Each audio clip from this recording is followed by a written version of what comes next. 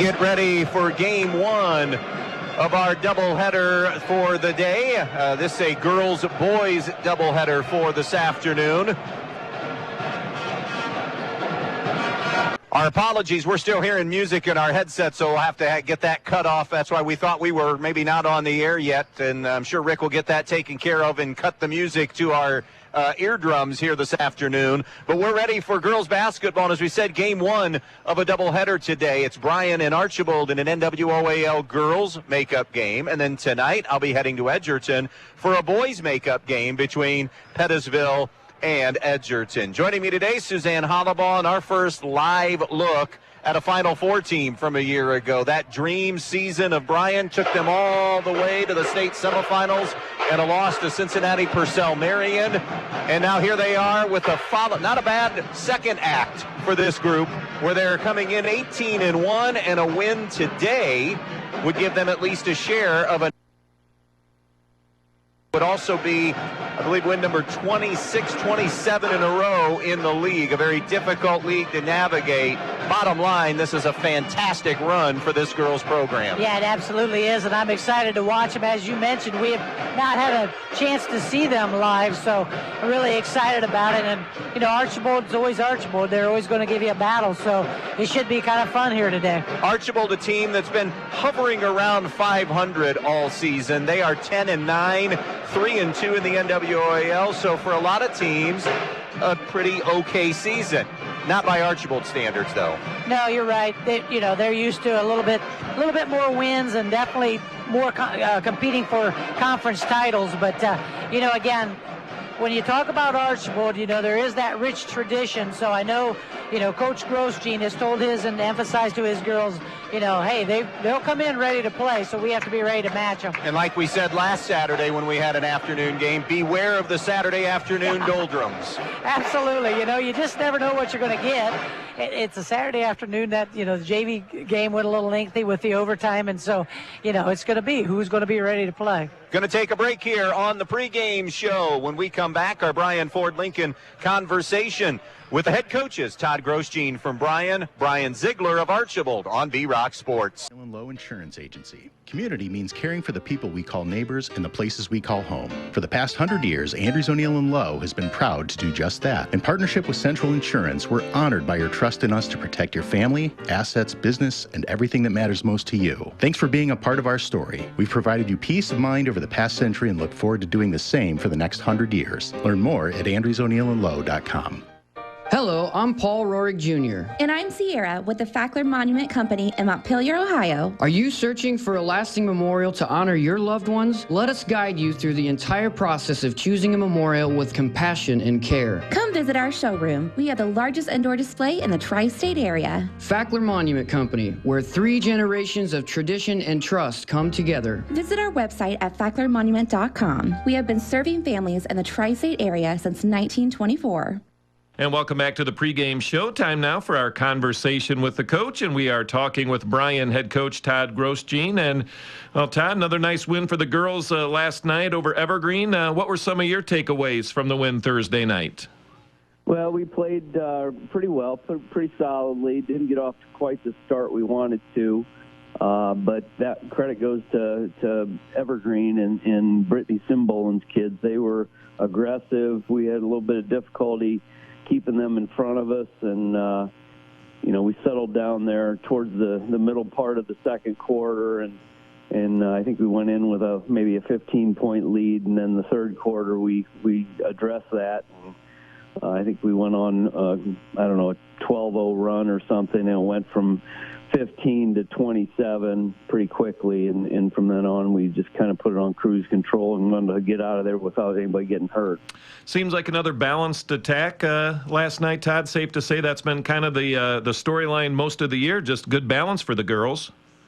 Yeah, it was nice to see Mara Smith. She made some shots last night. Mara's kind of our ever ready bunny. She kind of makes us go, and defensively puts a lot of pressure on the basketball, which obviously can affect your shooting and legs and scoring. But last night she made some shots against Evergreen's zone, as did Josie Arnold, which was nice to see. That's two 2 straight games that Josie stepped up and really contributed at the offensive end, which she's very capable of doing. But, yeah, it's been somebody different just about every game for us. And to say that you're battle-tested would be an understatement. I mean, just off the top of my head, Liberty Center, Liberty Benton, you're getting ready for Archbold here. I mean, you guys have played a really good schedule this year. Yeah, we knew that going in. We tried to beef it up non-league-wise as well. You know, with the kids we had coming back, we wanted to challenge them. We challenged them in the preseason with our scrimmage schedule, and with the idea that middle of January, end of January was really going to test us, and that's obviously held true. Obviously, you go to Liberty Center, you go to Patrick Henry. Both of those were hard-fought wins in the league, and then Liberty Benton comes in here with a Division I player. We knew we had our hands full, and we had to prepare. Did you find anything out about your kids maybe that you didn't know? I mean, you've got an experienced group back, and you've been through the battles, so to speak. Anything that kind of surprised you over this last few weeks? Well, our depth, obviously, we knew, you know, Josie can make shots, but she's contributed not only shooting, but defensively. You know, we've got some great minutes out of Ava Zimmerman off our bench at 5'1" maybe.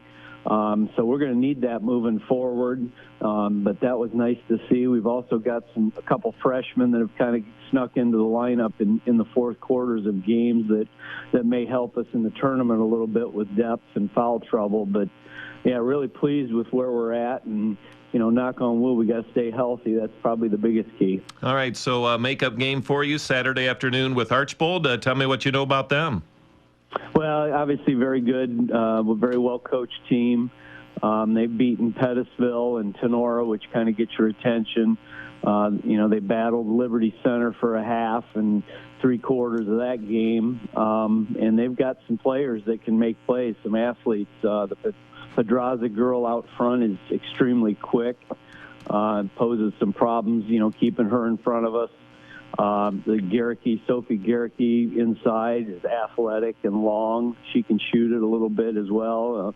Alana Perez, right-handed, she can shoot the 3, and it goes on and on. So they've got some depth as well. And obviously Brian Ziegler will probably have his kids really amped up and fired up to come in here and try to knock us off. It's our conversation with the coach, talking with Bryan frontman Todd Grosjean. Todd, appreciate the time. Always enjoy the conversation. Best of luck in this one. Thanks, Adam. Absolutely. Stay with us. More in the pregame when we come back. Just 3 words tell you everything you need to know. They tell you why we employ more than 2,000 workers at our factory in Virginia Beach, and why over 10,000 local steel dealers are putting battery power in the hands of Americans. Not everyone can say that, but we can. Made in America. Real steel. Find yours. See Black Swamp Equipment in Bryan, Archbold, and Defiance. The Fountain City Amphitheater provides opportunities for families and friends to have fun at many different events. After winning Season 21 of The Voice on Team Kelly, Girl Named Tom recently performed a free concert on the AMP's incredible outdoor stage, thanks to numerous corporate and family sponsors. With a 5-tier sponsorship opportunity, you can help support this project and all that is to come. Sponsorships promote brand exposure and include unique bonuses with each tier. To learn more about how you can help provide quality programming at the AMP, visit cityofbryan.com/FC Amphitheater. And we welcome you back to our pregame show as we continue on with our conversation with the coach. And we are talking with Archbold head coach Brian Ziegler. And Brian, nice win for the girls last night in league play. Overall, happy with what they gave you? Yeah, happy with the effort. You know, it's kind of an ugly win for us, but you know what they say, an ugly win is better than a pretty loss. So we didn't play our best, but you know, when you come out a win not playing your best, I guess that means you gave a good effort. What did you see that maybe you didn't like last night that maybe kind of was on your mind as you walk away from that one? Well, just our ball handling in general. We had a lot of turnovers, and they were mostly self-inflicted. Swan threw a zone at us, and we just did not attack it. We weren't aggressive enough and just stood around and settled for some outside shots when we could have maybe got some better shots, and that's something we got to work on going forward. Well, like you said, it's nice that you can have something like that to work on and still come out with the win. Overall, are your girls playing their best basketball of the year right now? I would say yes. Before last night, we were playing pretty competitive and really consistent. And then, last night we kind of took a step backwards. But, I think during the season you're going to have those ebbs and flows. And last night was just one of those nights. And, again, we got to go back at it Saturday against a good Bryan team and see how well we can compete against them. Well, let's talk about that. The league makeup for you Saturday afternoon with Bryan. Give me a scouting report on them. Well, they don't change from earlier, and we're going to play them. They're athletic. They've got size on us. A lot of experience. They've played a lot of big games. They're trying to put the league away, trying to win it all themselves, and we got to try and get in the way. But a big thing with them is they force turnovers, and they score off turnovers, and that's been some of our problems this year, and we've got to try and correct that very fast. Tempo-wise, what do you think that they'd like to do? What would you, Bryan, like to see kind of unfold in this one? They're going to push the ball hard. They want to get layups, and we want to also. But I think the big key is that we don't play faster than what we are able to do, and they're good at making you play faster. And that will be a big key is playing at our speed and not what they want us to play at. Bryan, how do you approach these like Saturday afternoon games? Because I'm assuming that energy, emotion, that's kind of an important thing to bring to a game like this. It's a little bit different feel on a Saturday afternoon, although I think you've played a few already. What's your approach to these like Saturday afternoon games? Pretty much the same. You might not have the same crowd. You might, like you said, you might not have the same atmosphere, but I think going to Bryan, they are generally going to have a good crowd following their girls with their success they've had, and so I don't think the atmosphere will be too much different than maybe a Thursday night league game. I like Saturday afternoons actually, and we have played a lot in the past, and I just think that it's kind of a normal time of day somewhat that you play because you practice a lot of times during that afternoon. So I don't think it gets us out of our routine too much. And like I said, we play a lot of them, and I like them, and some coaches don't. And it's just tough this Saturday because we just played a league game, and now you have one day to prepare for a really good team, the best team in the league, and you don't have much turnaround to get ready for them. All right, so break it down. Give me a couple of big keys for Archbold in this one. Well, turnovers and turnovers and turnovers. We just can't give them extra possessions, and that goes along with rebounding as well. When you give Bryan extra possessions with turnovers and extra possessions with offensive rebounds, that's a bad ingredient, and you just got to limit those as much as you can. It's our conversation with the coach, talking with Archbold head coach Bryan Ziegler. Bryan, always enjoy your time and the conversations. Best of luck in this one. Thanks, Adam. Stay with us. More on the pregame coming up.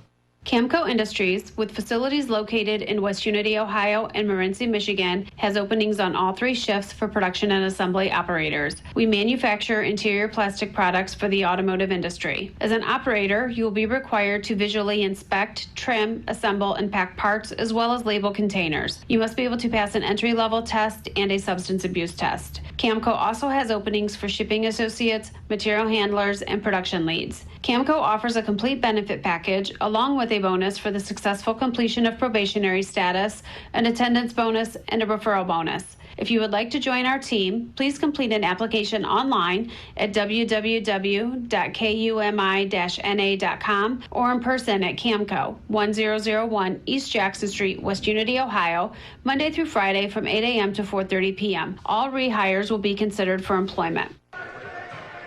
Back out here in Bryan as we inch closer to the opening tip this afternoon between the Archbold Blue Streaks and the Bryan Bears. Bryan 18-1, 5-0 in the league. Archbold 10-9, 3-2 in the NWOAL. Coach H, let's talk keys today for both these teams. Let's start with Archbold on the road.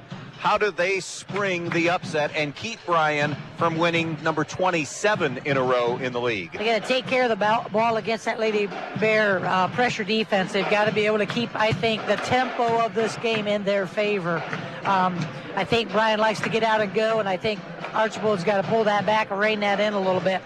I think offensive glass is, we don't talk about it enough, but I think that's a key. And if they can get on the offensive glass and get some of those cleanup baskets, or cheapies as I call them, that'd be big. And on the flip side, they've got to keep the Lady Bears off of their offensive glass. Can't give them a whole lot of extra opportunities. One and done really should be their mentality. And then finally, make your free throws. When you have those open 15-footers, you've got to be able to make those. All right, for Bryan, looking to clinch at least another share of a championship today, what do they do? Stick to what works for them, and that is up-tempo and use that defensive pressure to create those turnovers and those run-outs. Get on top early, take away any idea that, Archbold might have of sticking around, kind of put the damper on that pretty early and take that confidence and hope of the Lady Streaks out. They on their side also got to take care of the basketball. And again, as I mentioned, as a key for Archbold, Bryan's got to make sure Archbold doesn't get a lot of those offensive rebounds. And Archbold, we talk tempo. Archbold is somebody that, they still want to go when they have that, but they got to go and go smartly, don't they? Exactly. They just don't have what they have had in the past where, they had 5 that could go at any moment.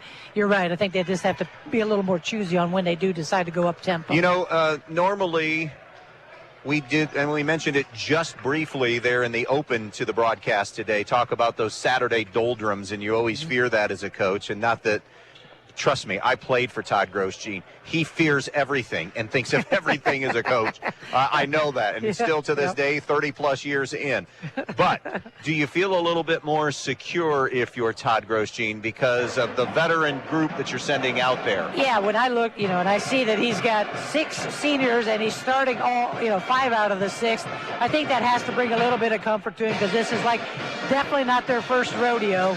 They have, experienced that last year too, and when you get a taste of that, man, you just want to get back there. And just a week ago, they did the Thursday-Saturday double like they're doing this week, and you looked at who they played. They beat Liberty on the road in a big league game that everybody was gunning for, from the Liberty perspective, and then they turned around and played the number 2 seed in their district in Liberty Benton Saturday afternoon. I mean, that's as big as it gets on a Thursday-Saturday turnaround. Yeah, you're absolutely right. That you just bring that experience into today as well. We're going to step aside, take a quick break. When we come back, we will get the starting lineups, meet the officials, and much more on a Saturday afternoon in Bryan. Game 1 of our day-night doubleheader coming up next on B-Rock Sports.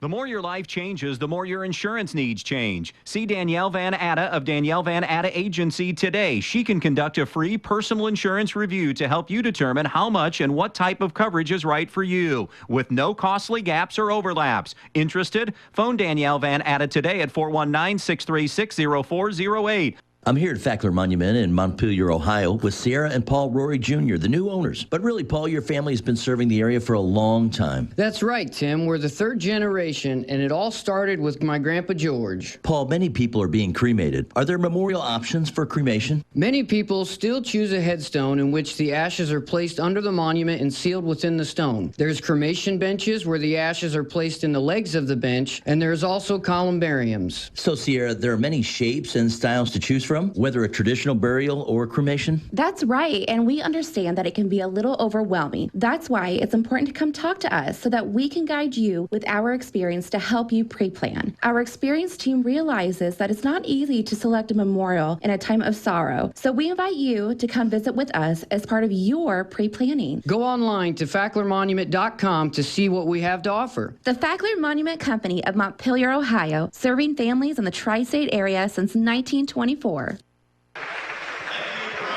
Starting lineup time for Bryan and Archbold for the veteran Bears, coached by Todd Grosjean, now in his 17th year at Bryan alone. It's the 5 of the 6 seniors. Kaylee Thiel, a 6'1 senior. Ella Voigt, a 5'9 senior. Anna Gray, a 5'9 senior. Ella Rao, a 5'10 senior. And Mara Smith, the point guard, a 5'6" senior.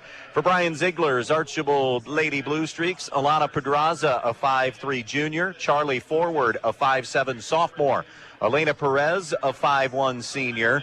Miley Garricky, a 5'9 sophomore. And Nora Rufer, a 5'7" senior. Those are your lineups, brought to you by Fackler Monument Company in downtown Montpelier. For the Tri-State's best selection of monuments, remember Fackler Monument Company in downtown Montpelier. The officials working the game, who have their eyes on the game, they are Scott Budemeyer, Bo Schwimmel, and Chad Schwimmel. Those are your officials. For all of your eye care needs, remember the Tri-State Vision Center of Northwest Ohio. For the Bryan Lady Bears, as far as scoring the basketball, this tells you the balance of what Bryan does.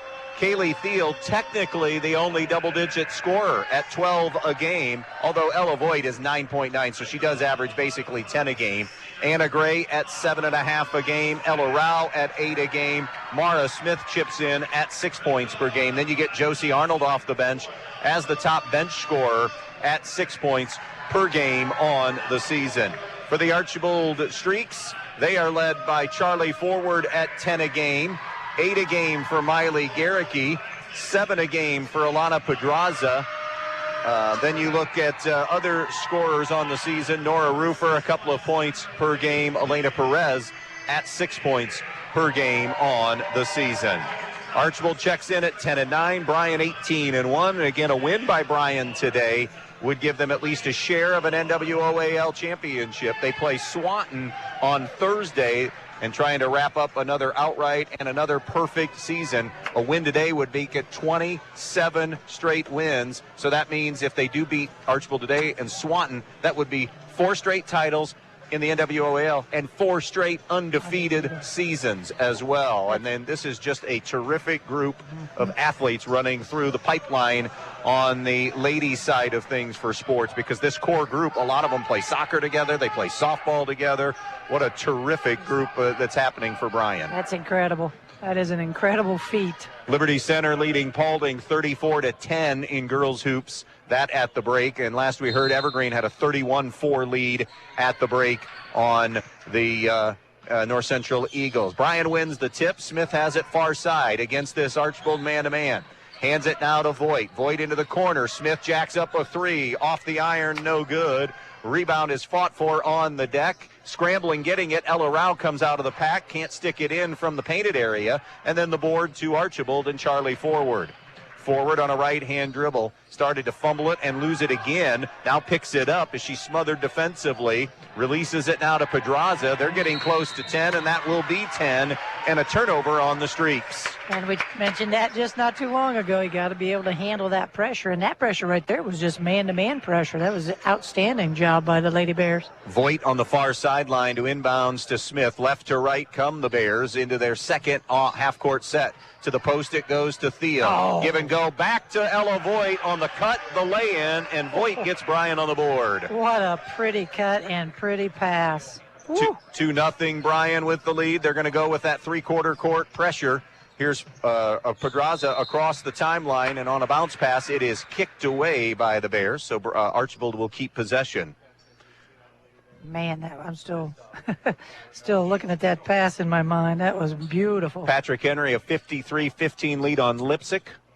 Holgate, end of 3. By the way, Holgate is a Bryan opponent coming up on Monday. They had to slide an extra opponent in after Lake dropped Bryan late in the game. So Archbold nearly getting another violation, but now it's Forward, poked away by Gray and knocked out of bounds off of the Lady Bears. Yeah, just swarming and then getting hands in. 2-0 Bryan with the lead. Archbold looking for their first shot. Pedraza from the baseline, left side to Perez. Perez into the lane with a left hand, and a nice finish for Elena Perez. Well done. Nice job there of switching off to the left hand to finish at the rim. 2-2 tie. Skip pass over the top. Smith finds a cutting Voigt. She's hip checked and fouled, and Ella Voigt shoots a pair. You weren't kidding. That definitely was a hip check. That personal will be Nora Grimm's first, and Voigt 2 free throws on the season for Bryan. They shoot 67% as a team. Voigt a 77% free throw shooter, tied for the team lead with Ella Rao. Free throw number 1 is good. That was a pretty one. Nothing but net on that one. 3-2, Bryan with the lead, a little more than a minute in. Tonight, Pettisville, Edgerton in boys basketball. Both these games we have today are makeup games from the same weekend they were supposed to be played back in January. Voigt makes both. It's a 4-2 advantage now. Spin dribble in the backcourt, Perez, and a hand check called on Ella Rao for Bryan, her first. That'll be the first whistle as well on Bryan for a foul. Far side inbounds coming from Alana Pedraza. Pedraza gets it into Nora Rufer, who helps. Rufer, middle of the floor to midcourt, taken away from behind by Thiel. Bounce pass ahead to Voigt. Layup is good for Ella Voigt. Just, again, good communication there between Thiel and Voigt. 6-2 Bryan. Just getting the steal and then converting. Perez is trapped in the backcourt, ripped away by Anna Gray. Gray tried to hit a cutting Voigt. It's broken up nicely. Good filling of the lane by Miley Garricky to save another deuce. It was nice hustle back to knock that one out. So it remains a 6-2 advantage, Bryan, on the Andres O'Neill and Low scoreboard. Voigt wanted to get it to Gray. It was denied away, though, by Rufer. Bryan picks up the loose ball. Here's Smith, who just had a big game on Thursday night in the win over Evergreen. Dribble drive by Gray, bangs it off glass in. Anna Gray for 2. 3 straight makes for Bryan from the field, and they have an 8-2 advantage. Here's Perez on the wing, picks her dribble up, looking for assistance. 5-second count on the bounce pass, no one home. Voigt with the interception, racing it ahead to Smith. Layup is good, and it may be timeout time, and it is for Bryan Ziegler. 10-2, Bryan with a good start on a Saturday afternoon. The Bryan Athletic Boosters would like to wish all the student athletes the best of luck in all their sports this year. The Boosters are proud of your commitment to becoming Bryan built. It takes a lot of time and dedication to play sports and be the best student you can be at the same time. Good luck this year. The Bryan Athletic Boosters would also like to thank all of their corporate and individual patron supporters this year as well. It takes everyone to make a community and to become Bryan built. 10-2, Bryan with the lead. Bryan Ziegler needed a timeout, and he knew, talked to them a little bit in the pregame, knew they needed a terrific effort and execution today to have a shot at Bryan. Yeah, and again, we talked about it. You've got to be able to handle the basketball against them and make good decisions with your passing as well. Rufer in the backcourt. Here comes the trap being jumped. She'll slam it ahead to Charlie Forward. Forward, high-low, down inside to Garricky. Garricky spins, and a blocking foul before there was a travel. Scott Budemeyer says the foul will go on Anna Gray, her first, team second. Now, that time they executed pretty well as she stepped through on that double team and was able to get the ball ahead. So 2 free throws coming up now for the Streaks and Miley Garricky. Garricky's first attempt is good. That'll end the 8-0 run. Garricky on the year. Archbold as a team, 66% as a free throw shooting team, and Garricky 75%, second best on the team among the regulars. It's a 10-3 Bryan lead. Now 10-4 as she makes them both. That Patrick Henry game has gone final over Holgate, 59-21. Middle of the floor against Archbold pressure. Here's Voigt. Voigt in the lane. Bounce pass over to Thiel. Thiel on the wing, rotates it out. Rao strokes the 3. Bullseye. Good inside-out game. And first 3 of the afternoon for the Lady Bears, extending it to a 13-4 advantage. Well, you said it inside out. Perfectly executed. Here's Rufer trapped, had it poked away in the backcourt. Again, a 10-second call is going to happen against Archbold because it has to feel right now like they're facing at least 7 Bears on the floor, the way they're smothering them defensively. Yeah, you're right. You're right. They are it's just impressive. Rufer from the, or I'm sorry, Rao from the baseline to Gray. The catch and release, no good. That stops 5 straight makes by Bryan. They have not had too many misses, that's for sure. Up the floor comes Garricky. Around the horn it goes to Perez. Archbold right to left in this first quarter. 4:40 still left in it. It's 13-4 Bryan. Suffocating defense from the Bears even in the half court. With it now is Rufer. Gives it up now to Grace Meyer, who's checked in for the first time. Around it goes left side to Charlie Forward. Forward out on top to Meyer. Meyer, quick touch pass on the right wing to Rufer. Rufer, dribble a couple of times to the baseline, continues that dribble. Had a reverse layup, gave it up to Meyer for 3. It's long. That was just the second shot attempt for Archbold in this quarter. On the rebound, it's a held ball, and the arrow stays with the Streaks. Yeah, well, the good news for Archbold was it was a miss for Bryan, so they really weren't able to set their pressure up real well. And then they did a nice job, did Archbold, of executing their offense down here, taking some time off the clock. which again is something I think they have to do. Josie Arnold comes in, the super soft for Bryan, 5'7" sophomore. Really got him rolling against Evergreen the other night with 3 threes in the opening quarter. A hold on the spin. They're going to get Kaylee Thiel for her first foul. It's on the floor. It'll be out of bounds to Archbold. Yeah, I didn't think that was what that was, but he's down there and I'm up here, so. Perez to toss it in, or at least attempt to. Can't find anybody. Yeah. Lofts it up for Gerke. Gerke then lost the handle. Voigt with the quickness and the quick hands. Right, trying to wrong foot Meyer. Her runner is no good. Rebound to Nora Rufer for Archbold. It remains 13-4. Bryan on the left side to Grace Meyer. Meyer wants to circle out in front. Smith took it away. Now to Rufer. Rufer on that baseline left side. Comes back to Meyer, close to stepping on the sideline, but did stay in bounds. Meyer pressured by Smith. Mara Smith, one of those girls that just does the little things for Bryan.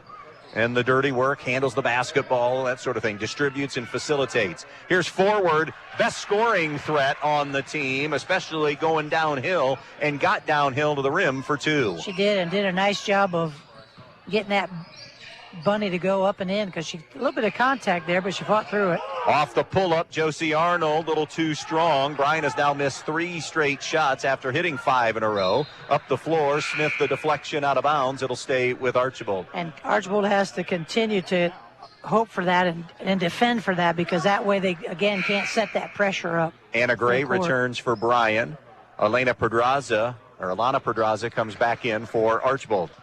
3:11 mark, first quarter, 13-6, Bryan with the lead. Archbold doing all they can to kind of weather what Bryan does defensively and hang in this thing. Now it's Pedraza. Goes to the right side to Meyer. Popping out now, it's Gerke. Gerke left side to Charlie Forward. Forward, guarded closely by Voigt. Wants to go baseline, not there. Comes back out in front, hands it off now to Grace Meyer. Meyer, middle of the floor, being harassed by Josie Arnold. Meyer now sees a lane to the basket. Comes up with a shot. Off glass and in, and a chance at 3. That's what you have to do. If you get to the rim, you got to get it up. You got to get the shot off, give it a chance, and she did that. And that's number 2 on Anna Gray. So Todd Grosjean will quickly send Ella Rao back to the table. And Archbold has cut it to 5 with a chance to inch a little bit closer here. And again, all of that is because they've been able to keep Bryan from scoring. 60% free throw shooter Meyer. Too strong on that one. Voigt up high for the rebound. It remains 13-8. Voigt up ahead to Rao. Crossover dribble. Hands it off now to Arnold. Arnold, foul line extended. Comes back out in front.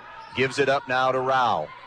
Archbold using some good defensive pressure of their own. Pretty drop pass into Thiel. Unable to cash in, but she will shoot 2 free throws. Yeah. Got the shot off with the contact, just couldn't get it to drop, so now has to earn these at the stripe. Grace Meyer, first foul. This is an area she's been to the line, as you would anticipate, as the big in the Bryan offense the most, and has had results of just 53% on the year. Ava Zimmerman in for the first time, replacing Josie Arnold. Also those two that just subbed in for each other, there's your backcourt next year, more than likely, for this Bryan varsity team. I say both sophomores, both handle the ball extremely well. 1 of 2 for Kaylee Thiel. Just a reload. 14-8, our score now. Bryan pushing it up the floor. Pass a little bit too tall for Pedraza and intercepted on a loose ball situation by Smith. Smith up the floor. Rao spots for 3. Fires. It's an air ball, no good. Rebound on the baseline. Grace Meyer for Archbold. Looks ahead to Gerke. Gerke wants to push it. Gerke to Charlie Forward. Shot fake on Rao to a wing jumper. No good. And the rebound goes Bryan's way. It's a nice shot fake to clear herself. Just couldn't get it to go. And again, on the other end, Archbold is doing a nice job of keeping Bryan off the offensive glass. I only have them with 1 rebound. Here's Smith crossing over, crossing the timeline into the corner to Zimmerman. Zimmerman brings it out on the bounce and gives it up now to Rao. 140. Charlie Forward got the deflection away, and it goes off of Ella Rao and out of bounds to the Blue Streaks. And I have that for Bryan's first turnover of the quarter of the game and 7 on the Archbold side. It's a team that they just don't usually beat themselves. Yep. Coming into this, they were averaging in that neighborhood of 11, 12 turnovers a game. They force one there on the Blue Streaks. By the way, shots 11-4 in favor of Bryan in this quarter. Yeah, that time Archbold had the numbers, but they didn't get the shot off in time. Had two Lady Bears trail them. Zimmerman gives to Thiel. Thiel, jump pass over the top, stepping back, catch and shoot three. Smith drains it. That's what she's capable of doing for you. She's not going to the basket and finishing at the rim very much. That's not her role, but she'll kill you with some silence for a while and then hit the big three. Yeah, and that, again, impressive by Kaylee Thiel, because she's now had about 3 assists that have just been really impressive, and that was one of them. And another turnover forced on by Bryan as forward lost the handle. Smith one-on-one. It's going to be a charge on Mara Smith. I thought so, just because of the... I like to see kids initiate the contact, but you've got to just be a little more subtle about it. But I like how she took it to the hoop. 17-8 is our score. This matching the biggest lead of the opening quarter. Nia Grimm, a 5'6" senior, comes in for the first time for Archbold as Bryan again has a chance to set up that full court man pressure. Into the hands of Meyer. Meyer in the backcourt, pushing it ahead now. Chest pass up the floor to forward. Forward to Meyer. 35 seconds left in quarter number 1. 17-8, Bryan with a lead.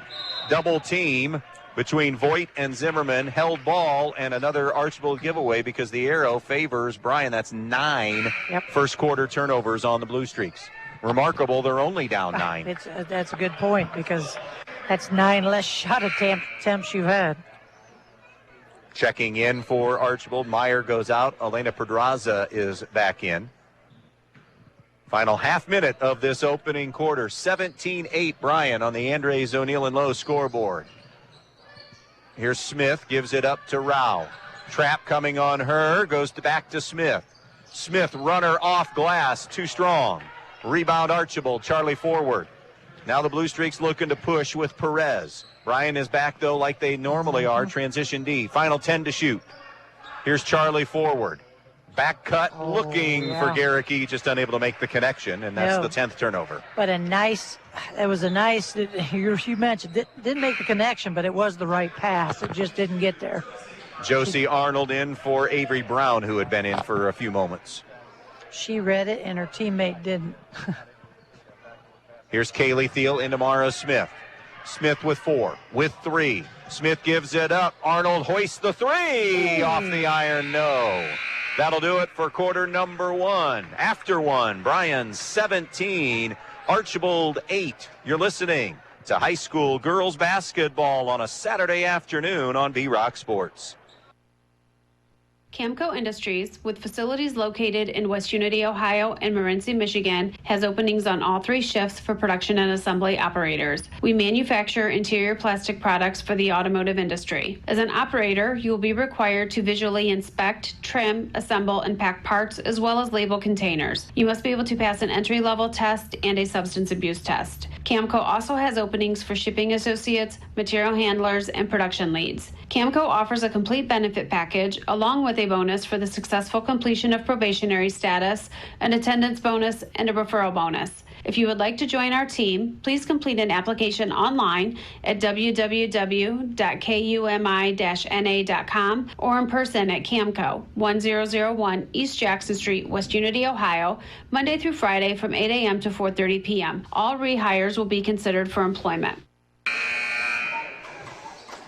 And we are back out here. It is a 17-8 Bryan lead over Archbold. In that opening quarter, Bears shoot 6 of 14. Archbold only got 4 shots up. They were 2 for 4 from the field, but double-digit turnovers in the quarter. Yeah, 10 turnovers on the quarter is going to hurt you.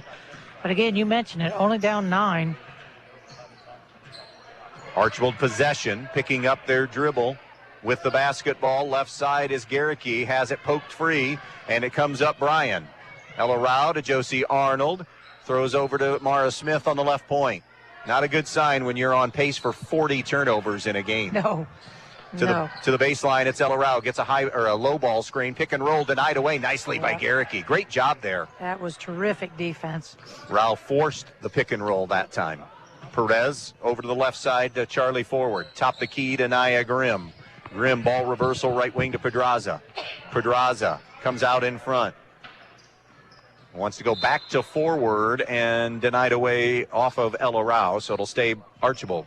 Yeah, Pedraza's got to know what she wants to do with it before she picks it up, because you can't pick it up against Bryan. They will smother you. Yep. Some teams on your schedule, you can get away with it. Not Bryan. Not this one. And they will smother the next pass, receiver, too. So it remains 17-8. Miscommunication there between Grimm and Perez, and goes out of bounds for another Archbold giveaway. 12 turnovers, 8 points for the Streaks through 9 minutes of basketball. 17-8 Bears. Of their 6 field goals, by the way, Bryan shot 2 for 5 from the three-point line in that opening quarter. Here's Steele, sees a lane to the basket, lost the handle, though, out of bounds. So that comes back to Archbold. Again, a win today for Bryan would give them at least a share of an NWOAL championship. They can win it outright again when they play Swanton on Thursday night. Just an impressive feat for any team in any league. That's just impressive. Here's Perez to midcourt. Bounce pass ahead, intercepted by Ella Rao. She'll go to Ella Voigt. Voigt one-on-one, now kicks it out. Rotates it to Rao. Rao on the attack, off glass for 2. Pretty. Nice job. She saw her seam, didn't have the shot from the outside, saw the seam, got it to the rack, and finished. Beautifully done. Avery Brown has come back in, 5'4" senior. Archbold again, a turnover and a driving layup that's good for Ella Rao, who has 7, and Bryan Ziegler has seen enough. 21-8, Bryan in front, 6 and change to play first half. We'll be right back. Attention Bryan shoppers, are you in the market for high quality appliances and furniture? Look no further than Direct Link Appliance and Furniture. They have a wide selection of Whirlpool, Maytag, and KitchenAid appliances, as well as service on all makes and models. And coming soon, they'll be carrying Ashley Furniture and Jameson mattresses. Don't miss out on unbelievable prices and top-notch services on everything you need to turn your house into a home. Visit Direct Link Appliance and Furniture in Bryan today. Bryan 21, Archbold 8. Blue Streaks have had to use a couple of timeouts. Evergreen up on North Central 44-12 in girls hoops. We have a handful of games going on today. By the way, if you're a Bryan basketball fan and not here yet, you can get here soon, catch the end of this game, and then Salina in town to face the boys coming up. JV game that's supposed to start at 4. We'll see. Trap in the backcourt on Pedraza. Trap was coming for Bryan, and Pedraza lost the ball out of bounds. Seems like any adjustment that Bryan Ziegler has made in these timeouts, it's just that it's a feeling that for Archbold, you're not all that familiar with over the course of the history of girls basketball, but against a team like Bryan's made a lot of teams feel this uncomfortable. Yes. A 3 for Rao, no good. Long rebound, out of bounds to Archbold. So, what's your advice right now, coaching advice right now? You've been on this Bryan Ziegler side of things from teams coming at you seemingly in waves, so what do you tell the girls? Well, a couple of the turnovers have been not the fault of the passer, but of the receiver, because you've got to come and meet the pass. You can't go away from it, because Bryan's going to be coming into the passing lane. You too must come into the passing lane and give your passer the opportunity to make a successful pass. Pedraza, by the way, just picked her dribble up in no man's land and tied up, so that gave the arrow to Bryan. That means another turnover. And that's another thing. And I know it's difficult as the ball handler, but you've got to go until you get to the point where you know what you're going to do with the basketball. Now, Bryan makes that more difficult because, again, they put such good smothering one-on-one defense on you. You feel like you have to pick it up, and then you're in trouble. Josie Arnold back in for the Bears. 1 point to make about Bryan this year and Bryan last year. Not as deep a basketball team. We've seen Avery Brown play, and we've seen Josie Arnold play, and that's pretty much been the rotation. Arnold hoists a 3, it's off target, no good. Last year it'd be 8 or 9 deep. So just something to keep an eye on as you go forward. Oh, and Avery Zimmerman has played. So Zimmerman, Brown, and Arnold. So they have played 8, but we've seen 9, 10, 11 deep under Todd Grosjean, and last year's team might have been a little bit deeper. Yes, I would agree. It'll be Archbold ball. 5:16 to go in the first half. It's 21-8 Bears on top. And that's what's really impressive, too, because this is pretty much man-to-man pressure with some trapping, and sometimes when you're man-to-man, you obviously are at risk of fouling a little more. Addie Kinsman is in for Archbold for the first time. Our first player this year listed under 5 feet. 4'11" sophomore. Yeah, listed. I would have probably, if I were Addie, I'd say, Coach, give me 5. Yeah, come on. Forward. You can give me an inch for Pete's sake. No kidding. Or 2 for that matter. Wanted to go to the post to Miley Garricky and unable to hook up there, and it bounces out of bounds.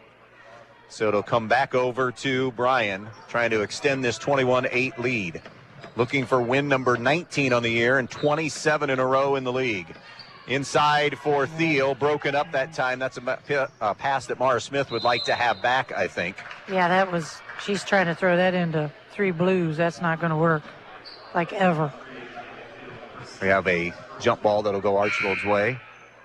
On the far side, it'll be Perez who will inbounds. Zimmerman comes to get Thiel for the Bears.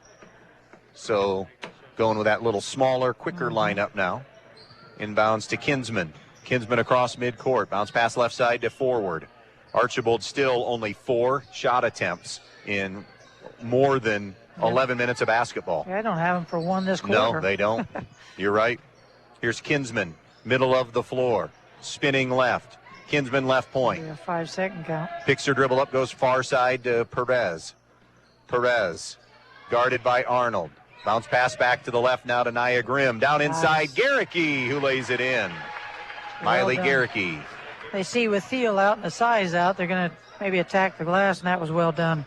21-10 now. Halfway through quarter number 2. Mara Smith gives it off now to Josie Arnold. Cross court to Ella Rao. Back to Arnold. Into the corner to Smith. Gets a screen. There's the roll. Had Voigt open. Good. Now it's Arnold on a cut. Pull up Jay. Not going to fall. And out of bounds. It'll be off the miss to Archbold. Yeah, that time the pick and roll was open. Didn't get it to him. So it remains a 21-10 Bryan lead. After 3, Liberty Center on top of Paulding, 44-21 girls basketball. And that Evergreen game's gone final, 57-15 over North Central. Into the lane, Garricky lost her footing and just wanted to avoid it. Or I'm sorry, Kinsman lost her footing and wanted to avoid it and then just got a shot away. Here's Rao in transition, knocking down a jumper to give her 9 on the afternoon. Yeah, and a beautiful job there by Josie Arnold of the assist because she was kind of going away from the basket. Found her open teammate and Rao knocked it down. Personal foul on Ava Zimmerman, her first, as Archbold was crossing midcourt. Here's Addie Kinsman for the Streaks on the sideline. Pettisville Edgerton tonight, boys basketball, also a makeup game for us. Pettisville winning last night in the BBC over Stryker, while Edgerton fell to Ayersville last night. Perez getting close to 5, bounces it away though to Garricky. Here's Garricky. Garricky picks her dribble up near the volleyball line. Back cut now to a wide open Charlie Forward who lays it in. You know, you look at Archbold, they are 4 for 7 from the field. But that's the problem. That's the problem. 7 shots only. Should be 7 halfway through a quarter. Here's Avery Brown. Jumper for 3 is not going to fall. Put back, though, is good by Ella Rao. And Rao is having a nice first half. She has. And I've got her for all the buckets here in the second quarter. Yep. And she has 11 for the game. Here's Perez, who bounces it up the floor to Garricky. 25-12 Bryan on the Andres O'Neill and Lowe scoreboard. Garricky comes left side now to Perez. Perez for Kinsman. Out of bounds off Kinsman. Avery Zimmerman saw that chance to utilize that hand quickness and get in there and slap it off of a blue streak. Well done. Wasn't a lot of space there, but boy, she got the hand in and took it right off her foot. Janae Kinsman, 5'3" senior in for Archbold. Grace Meyer returns for the Streaks. Bryan will also bring Voigt back in, Ella Voigt. Here's Mara Smith pushing it up the floor. Smith into the lane, tried to drop it into the corner to Voigt, but it was ripped away by Janae Kinsman. Yeah, nice hands there. Kinsman now to That's Janae to Addie Kinsman. Now over to Grace Meyer as we drop under the 2-minute mark left in this first half. 25-12 Bears on the Andres O'Neill and Lowe scoreboard. Now it's Charlie forward. Forward just above the foul line. Kicks it right side to Addie Kinsman. Kinsman comes out in front. This is Janae Kinsman. Around to forward. Fade away on the baseline. No good. Rebound, Ella Voigt for Bryan, and a hold and a foul on that rebound. It'll be on the Streaks, and it'll be on Meyer, and Grace has her second. You know, I know that Bryan has been in full control from the get-go, but, you know, it's still only 13, and you think, seems like at this point with that many turnovers, you know, Bryan would be further up. Here's Mara Smith, bounces it ahead to Ella Voigt. Voigt out high left with it, into the corner to Brown. Brown circles it out in front, picks her dribble up, back cut into Rao, the layup and one. Ella Rao. Have a game. Have a game, absolutely. Definitely a quarter. And that's the beauty of this team this year. Yeah. There have been different ladies who have had a game. Yep. Just kind of pass the torch each game. You know, it's not going to be the same person possibly. It's going to be somebody else. And today it seems to be Ella Rao. And she hits the and one free throw. She has half of the 28 now. It's a 28-12 lead for Bryan. Extending their biggest lead with every trip. Meyer up ahead to Kinsman. This is Janae Kinsman. All the way to the baseline. Wanted to get rid of it, but is double teamed, and a hold and a foul on, I believe, Avery Brown. And I know we were obviously on the radio, not on TV, but young kids that are playing. When you get double teamed, that is what you need to do, is try to step between the defenders and cause them to grab at you and possibly foul you. That's 3 fouls on Bryan in the quarter. 1:07 left in it. Inbounds to forward. Forward shows the ball, comes left side to Grimm. Then got bunched back up with forward, and forward comes to get it. Forward just above the free throw line, short on the jump shot. Rebound, Mara Smith comes out of the pack, looks up ahead, somehow got it to Avery Brown, who lays it in. Wow, that was pretty.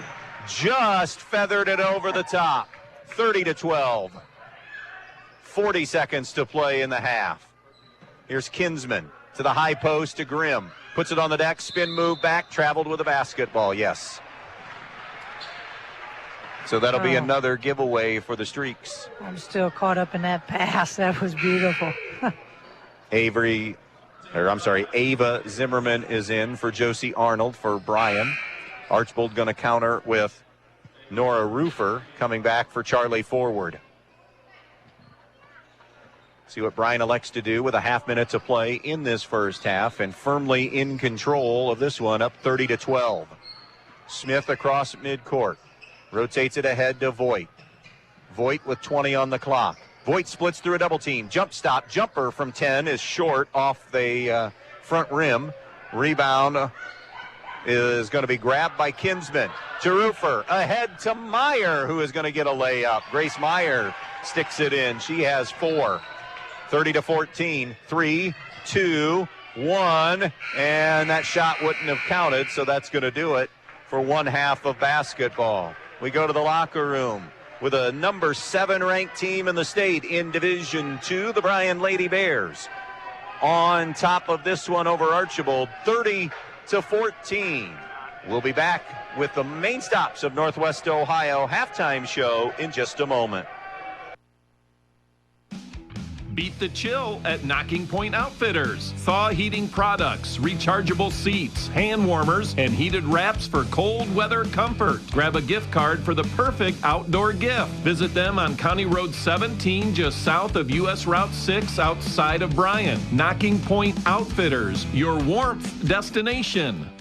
Painting in the winter is now a possibility with Clark & Kensington's low VOC, making the paint smell very low. And Clark & Kensington is also ultra durable, resists cracking, peeling, and flaking, and provides a mold and mildew resistant finish, and has the primer built right in. So now is the time to freshen up the inside of your home with Clark & Kensington paint from Donaldson's Ace Hardware on Union Street in Bryan. You'll find all you need at Donaldson's, from brushes and rollers to the best paint on the market. Clark & Kensington, Donaldson's Ace Hardware in Bryan. Ace, the helpful place.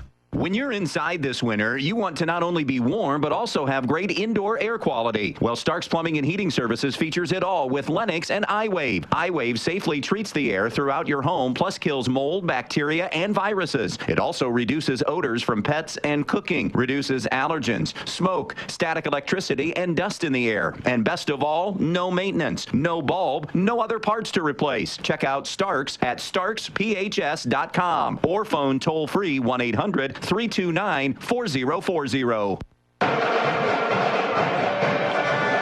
Halftime here at Bryan High School on a Saturday afternoon. Bryan 30 and Archbold 14. Let's dive in to the first half numbers here. First, starting individually for Bryan, Ella Rao leading everybody and has matched Archbold scoring-wise in the first half. Rao with 14. Ella Voigt with 6. Mara Smith with 5. Avery Brown with 2. And leading scorer Kaylee Thiel held to 1. But again, that shows you the balance of this team when your leading scorer has scored 1 and you're on top by 16 at the break. For the Archbold Blue Streaks in that first half, Charlie Forward with 4. Grace Meyer with 4. Miley Garricky with 4. Elena Perez has 2 for the total of 14. Archbold 50% from the field in the first half. That's the good news. The bad news is they've only taken 10 shots in the first half. They were 5 of 10 from the field and 0 for 1 from the three-point line. Bryan just under 50% shooting, 12 of 25. They were 2 of 8 from the three-point line. Bryan 4 for 5 shooting free throws. Archbold was 2 for 3 at the foul line in the first half. Yeah, and the big stat, the glaring stat is that Archbold at the half has 19 turnovers. I mean, that's glaring. And then on the rebound side, something we had mentioned in the pregame, they only have 1 offensive board. They have 7 defensive for a total of 8. On the flip side, you have Bryan with 8 turnovers thus far this afternoon, 2 offensive, 4 defensive for a total of 6 rebounds. Coach H, they haven't had a chance to get to the offensive glass. They've only missed 5 shots. That's true. I guess I got to be careful how I say that. That's true. In all reality, it is the turnovers in that first half. Yeah. And really, how do you improve that? Is it truly going to be enough to win this game? You know, the odds say no, but that first step is getting better, handling the basketball and withstanding that pressure that a lot of teams have been engulfed by in the first or this season. So how does that happen? Well, again, I mentioned it earlier. When you're on the receiving end of the pass, you've got to come and meet the basketball. You can't stay back and or go away from it. You've got to come toward it. That gives you an opportunity, obviously, to catch the pass and also, obviously, to get run over or fouled by the defender. I think also up top, you maybe have to look at maybe screening. Yeah. Haven't seen a lot of screening up top to get your ball handler open. But again, I think the emphasis is on the screening, but also come and meet the pass. You've got to come and get it because these Lady Bears are skilled, they are athletic, and they are experienced, and this is not their first rodeo. And you can see they really know their angles. They know how to get those steals. Now, I think the good news for Archbold is, and I realize it's 16 points, but it could be worse with 19 turnovers. So. By the way, I do want to make one correction. They're actually above 50%. I missed a made shot. So they're 6 of 11, Archbold is, not 5 of 10. So they're higher than 50% shooting in that first half, but still have this enormous deficit to try to dig out of here in the second half. We'll step aside and take another short break. When we come back, more on the main stops of Northwest Ohio halftime show on B-Rock Sports. Peltz Lumber Company in Montpelier and Pioneer has some exciting news. Not only has Peltz been bringing you the finest in building materials for generations, now they have a new website with a huge selection of items for you to browse right at your fingertips and in your own home. Just go to peltzlumber.com and hit the products button, and there it is. Tools, hardware, lumberyard and building materials, windows, doors, kitchen and bath. Check out the items you need and the prices, and stop by the store in Montpelier or Pioneer, or give them a call at 419-485-3059. Peltz Lumber, building for a new generation. You work hard for your money. That's why we see to it that your money works hard for you, not someone else. At Midwest Community Federal Credit Union, our earnings belong to our members and go right back to work for you, from better rates to lower fees. We've got the products and people to help you build a more fantastic future every step of the way. Join 14,000 other people just like you who want to do more with their money. Imagine a different possibility at Midwest Community Federal Credit Union. Fall is a great time to work on your home. Is your home well insulated? Field Supply Center in Blakesley is now stocking the Attic Cat and the Pro Cap blown insulation system. Forget about the dust from the old blown insulation. Attic Cat is the new clean way to insulate your walls and attic. Field Supply Center also offers CertainTeed Landmark shingles, one of the best shingles for your roof. Now is the time to take care of your home. Whether you need insulation, shingles, siding, or window, make Field Supply in Blakesley your first stop. 30-14, Bryan. Don't forget, coming up tonight, it will be final, by the way. Liberty Center has doubled up Paulding 54-27. Tonight it'll be Pettisville at Edgerton in boys high school basketball. Again, a makeup game later tonight. We have just also confirmed that we are tweaking our Friday game. Just one game next week, but boy, it should be a fun one. I was conferring and texting with our sales manager here during the game, the JV game. Montpelier has a shot at a conference championship in boys basketball for the first time since think about this, 1956. I wasn't even born yet. 1956, wow. I was told, was the last basketball boys championship event. Now, again, a lot of those years in the NWAL, but still, they need to beat Fayette, and they would guarantee at least a share of the title. Pettisville is also still alive, and they play next week as well, and so it might be a shared championship. Pettisville plays Hilltop, by the way, or you could still have a single champion for one of them. So that'll be our game next Friday night. We are told now, Fayette at Montpelier. Second half about ready to get underway here. 30-14 is our score. Bryan with a lead. You've been listening to the main stops of Northwest Ohio halftime show. Second half is next. Hello, I'm Paul Rorig Jr. And I'm Sierra with the Fackler Monument Company in Montpelier, Ohio. Are you searching for a lasting memorial to honor your loved ones? Let us guide you through the entire process of choosing a memorial with compassion and care. Come visit our showroom. We have the largest indoor display in the tri-state area. Fackler Monument Company, where 3 generations of tradition and trust come together. Visit our website at facklermonument.com. We have been serving families in the tri-state area since 1924. The Fountain City Amphitheater provides opportunities for families and friends to have fun at many different events. After winning season 21 of The Voice on Team Kelly, Girl Named Tom recently performed a free concert on the AMP's incredible outdoor stage, thanks to numerous corporate and family sponsors. With a 5-tier sponsorship opportunity, you can help support this project and all that is to come. Sponsorships promote brand exposure and include unique bonuses with each tier. To learn more about how you can help provide quality programming at the AMP, visit cityofbryan.com/FC Amphitheater. Hi, this is Tammy Bergman with Andrews, O'Neill & Lowe Insurance Agency. Andrews, O'Neill & Lowe has cared for our neighbors for a century. We believe when communities are strong, everyone benefits. From your family to your assets, your employees to your business. We're proud to partner with Central Insurance to protect what matters most to you, because you are what matters most to us. Here's to the next 100 years of delivering on our promise to provide peace of mind on good days and when facing the unexpected. Learn more at AndrewsO'NeillandLowe.com. Welcome back out here, getting ready for the start of the second half. One thing should be mentioned, too, talk about these tournament draws. Archbold in Division 3 in the Northwest 2 District. They will be on the road to face Oak Harbor in their opening game in Division 3. Bryan will get a home game against number 15 seed Otsego. Bryan, of course, the number 1 seed in the Division 2 Northwest 1 District, and that's a sectional semi, so they conceivably could get 2 home games, heavily favored to win that first, actually heavily favored to get out of the sectional and get to the district, and maybe the favorite out of the district as well to get back to a regional. And right out of the timeout, or out of the quarter exchange, Archbold again helter-skelter, almost turning it over. Luckily, they were able to save it and slam it off a bear and keep possession.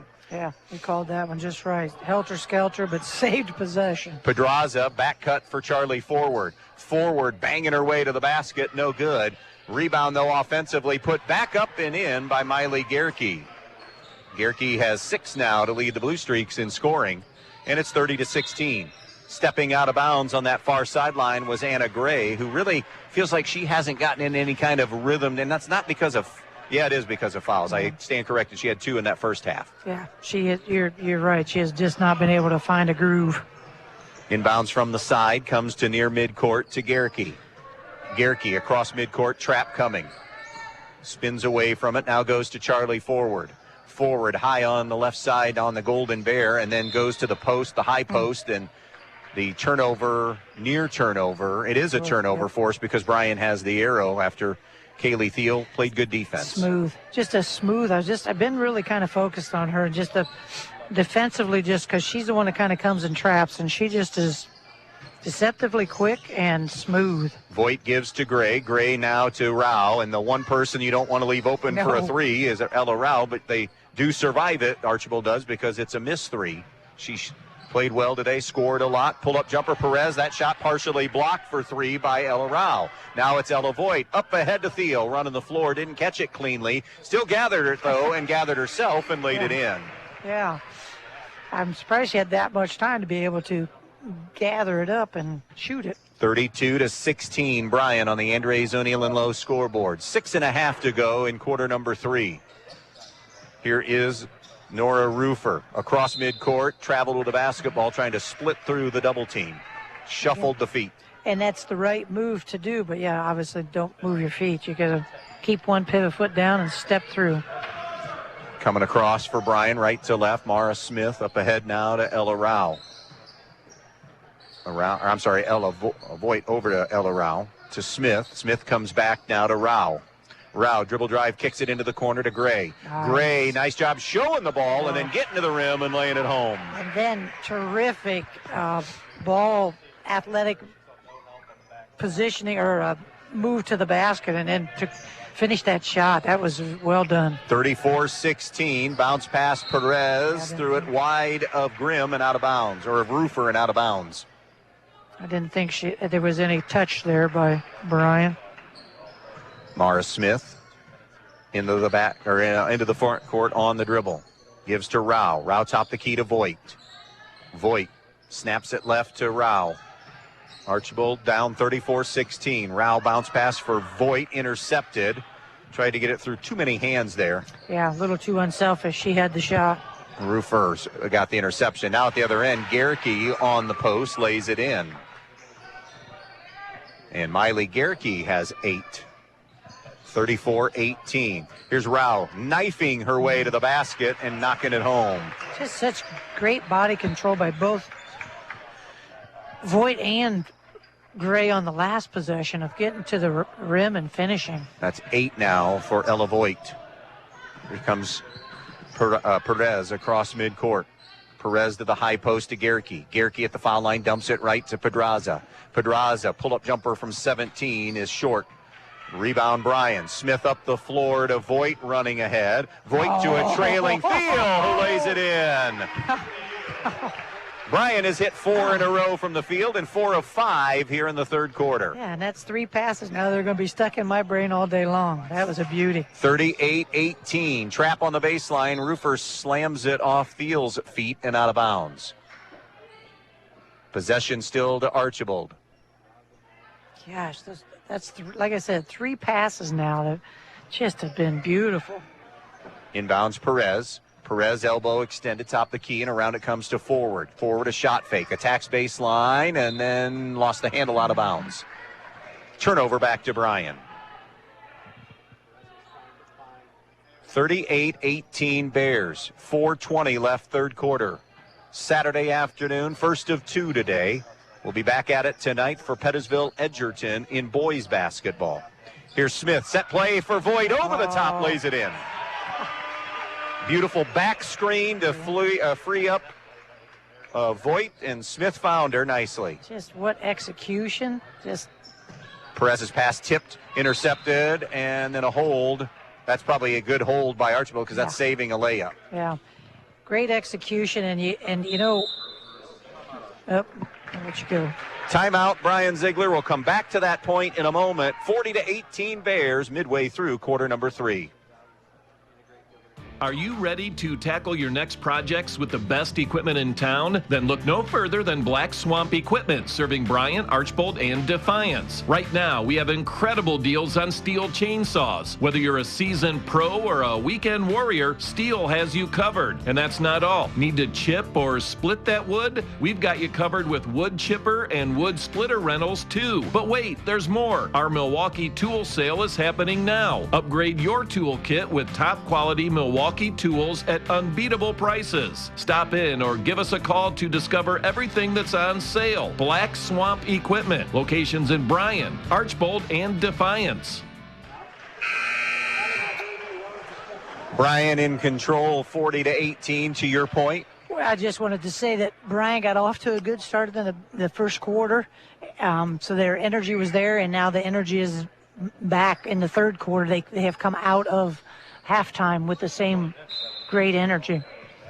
Not to mention hot shooting. A Bryan team that a year ago, again, went all the way to the Final Four. Of course, lost in the state semis to eventual state champion Cincinnati Purcell Marion, who, by the way, as Gray is hammered on their way up.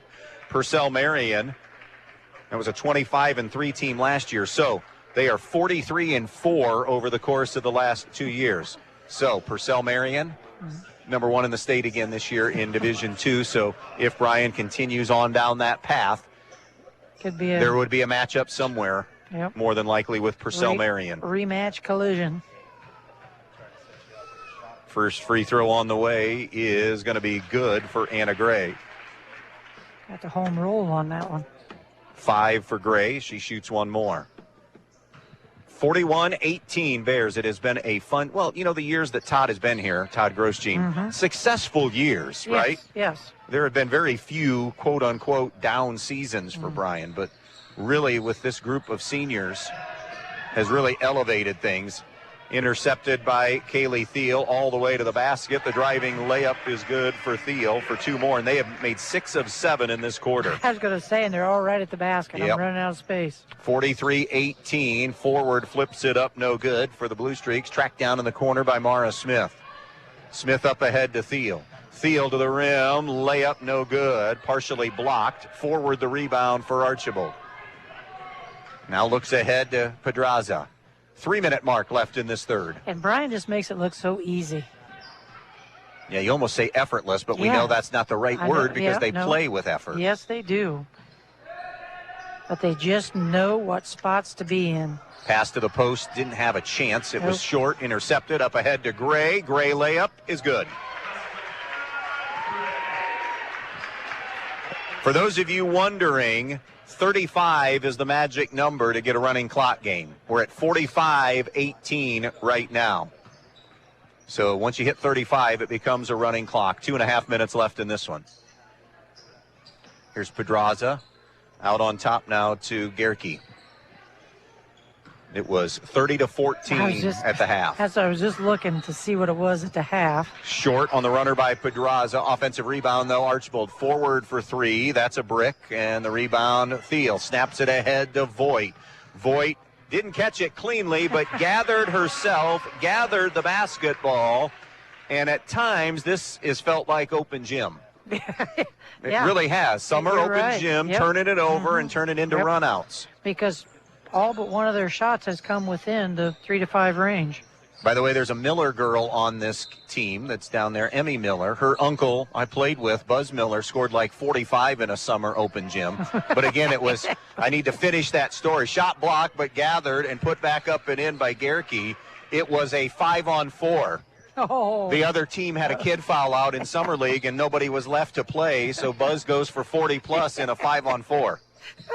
That's a great story. It is. Here's Thiel posting and scoring again on the interior, low left block. 49-20 Bryan, 1:15 to play in the quarter. And I've run out of room on the block in my shot chart. Holy cow. High post bounce pass, Gamble defensively. Gerke taking advantage of it, draws contact. let's face it. Bryan finishes with Holgate Monday in a non-conference, Swanton on Thursday in a conference, as we see a full hockey line change here for Archbold. Yes. And a couple of subs for Bryan. So 7 new kids coming in now. But heavy favorites. They're going to win both those games. Yes.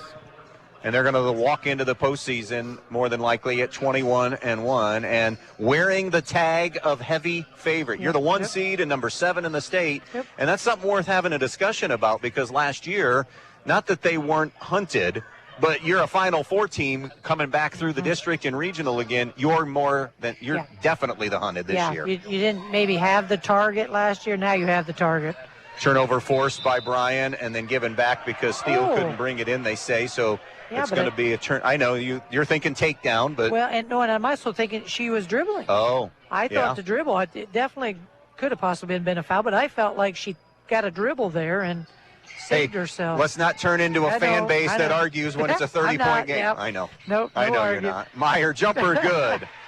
Grace Meyer. There are a lot of them that I go to, and I'm like, dudes, you need to check the scoreboard. I was going to say. or it's only 2 quarters at JV. Yeah. Relax. Josie Arnold to Avery Brown on the wing. Of course, I say that, but I'd have probably been that person as a coach. Maybe not the fan, but definitely the coach. 30 seconds and counting. Rao to a back cut to Thiel. Hangs in the air and draws contact. And Kaylee Thiel. By the way, did I tell you she had 1 at halftime? Yes. She has a chance to get into double figures right now with these free throws. And if I may allude also to this Bryan team, one of the things that is just so much fun is these kids know each other. I mean, they just know when they're going to cut. They know very seldom do you see them cutting to the same area, running into one another. It's just fun. And to your point, physically and quite literally know each other. Yeah. So that makes those runs like you go on last year and can potentially go on this year even more gratifying, that there aren't AAUs that are teaming up to form a high school super team. Yeah, no. With the exception of Anna Gray, who moved into the district, all of them have played together throughout their entire life. Homegrowns. 3 seconds left as Archbold turns it over. Now it is Bryan not going to get a shot away, but boy, what a quarter for Bryan as they score 20 in the quarter and take a 50-22 lead to the fourth on B-Rock Sports. Are you in need of quality furniture and appliances? Look no further than Direct Link Appliance and Furniture. With Whirlpool, Maytag, and KitchenAid appliances, and now featuring Ashley Furniture and Jameson mattresses, you'll find everything you need for your home. Plus, their trained technicians provide service on all makes and models of appliances. With unbeatable prices and impeccable customer service, Direct Link Appliance and Furniture is your one-stop shop for all your home needs. Don't wait. Shop Direct Link Appliance and Furniture today. The more your life changes, the more your insurance needs change. See Danielle Van Atta of Danielle Van Atta Agency today. She can conduct a free personal insurance review to help you determine how much and what type of coverage is right for you, with no costly gaps or overlaps. Interested? Phone Danielle Van Atta today at 419-636-0408. Welcome back for the fourth quarter. All Bryan up 50-22. We've told you what Bryan has left for the Blue Streaks. They will finish with Ottawa Glandorf on Tuesday, and then at Wauseon in a big rivalry game, of course, then on Thursday as their final couple of games heading to the postseason. And if I may be Coach Grosjean, I think he's the only negative of the quarter is 2 for 4 from the foul line. Yeah, because they were 9 of 11 from the field. Many of them layups off of turnovers. While Archbold they got shots finally. They matched their half total in that quarter. They were 4 of 11, and they start the fourth with a layup from Miley Garricky, who's had a really nice afternoon for the Blue Streaks. She has. She's played extremely well, and only a sophomore, so that's something to look forward to. A dozen for her, and it's a 50-24 Bryan lead. Opening minute of quarter number 4 here on WBNO FM Bryan. Zimmerman in there, goes to Arnold, to the baseline to Brown. Brown comes topside to Voigt. Voigt shifts it back to Avery Brown. You wonder how long we'll see the 5 regulars here. I got to believe they'll probably play at least half this fourth quarter. Here's Brown on the baseline. Yeah, that's going to be the tough thing. Is keeping them I shouldn't say that, but keeping them sharp for tournament. Skip pass to Zimmerman. Zimmerman had it ripped away, but a travel was called. Either way, it's going to be a turnover. So and that's really, I kind of say that tongue in cheek, because I don't think these kids, you know what I'm saying, they're pretty focused. Yeah. You get a taste of Dayton and Final Four basketball, and you get the bulk of your team back. Not everybody, denied by Voigt, knocked out of bounds off Voigt, but you get most everybody back. And you know you have a really good shot. I think that's enough motivation. Absolutely. Your biggest thing right now is, you want to close out the league and win it again outright, because Liberty is technically still in the race. They only have the one league loss. But you want to go, and then you want to go to the postseason healthy. Yes, agreed. And that's why I say, your next two opponents probably not going to be pushing you too much. So drive by forward, shot no good on a layup, rebound Bryan. That's how much will the starters play. Rao trying to get to the rim, missed the shot, out of bounds off Bryan. 6:27 to go. I did not have her with a bucket in that third quarter. No, but again, you balance things out and you got three in doubles. I know, because she carried them basically in the first, had all of her points in the first half, and you're right, she just passed the torch to the next girl. And this game, this type of game, if you look at Bryan results for the year, a ton of games like these where they have just suffocated the other team. Their only loss, by the way, we didn't mention it too much. It was in a holiday tournament. Archbold, by the way, with the ball, 6 to play, down 50-24.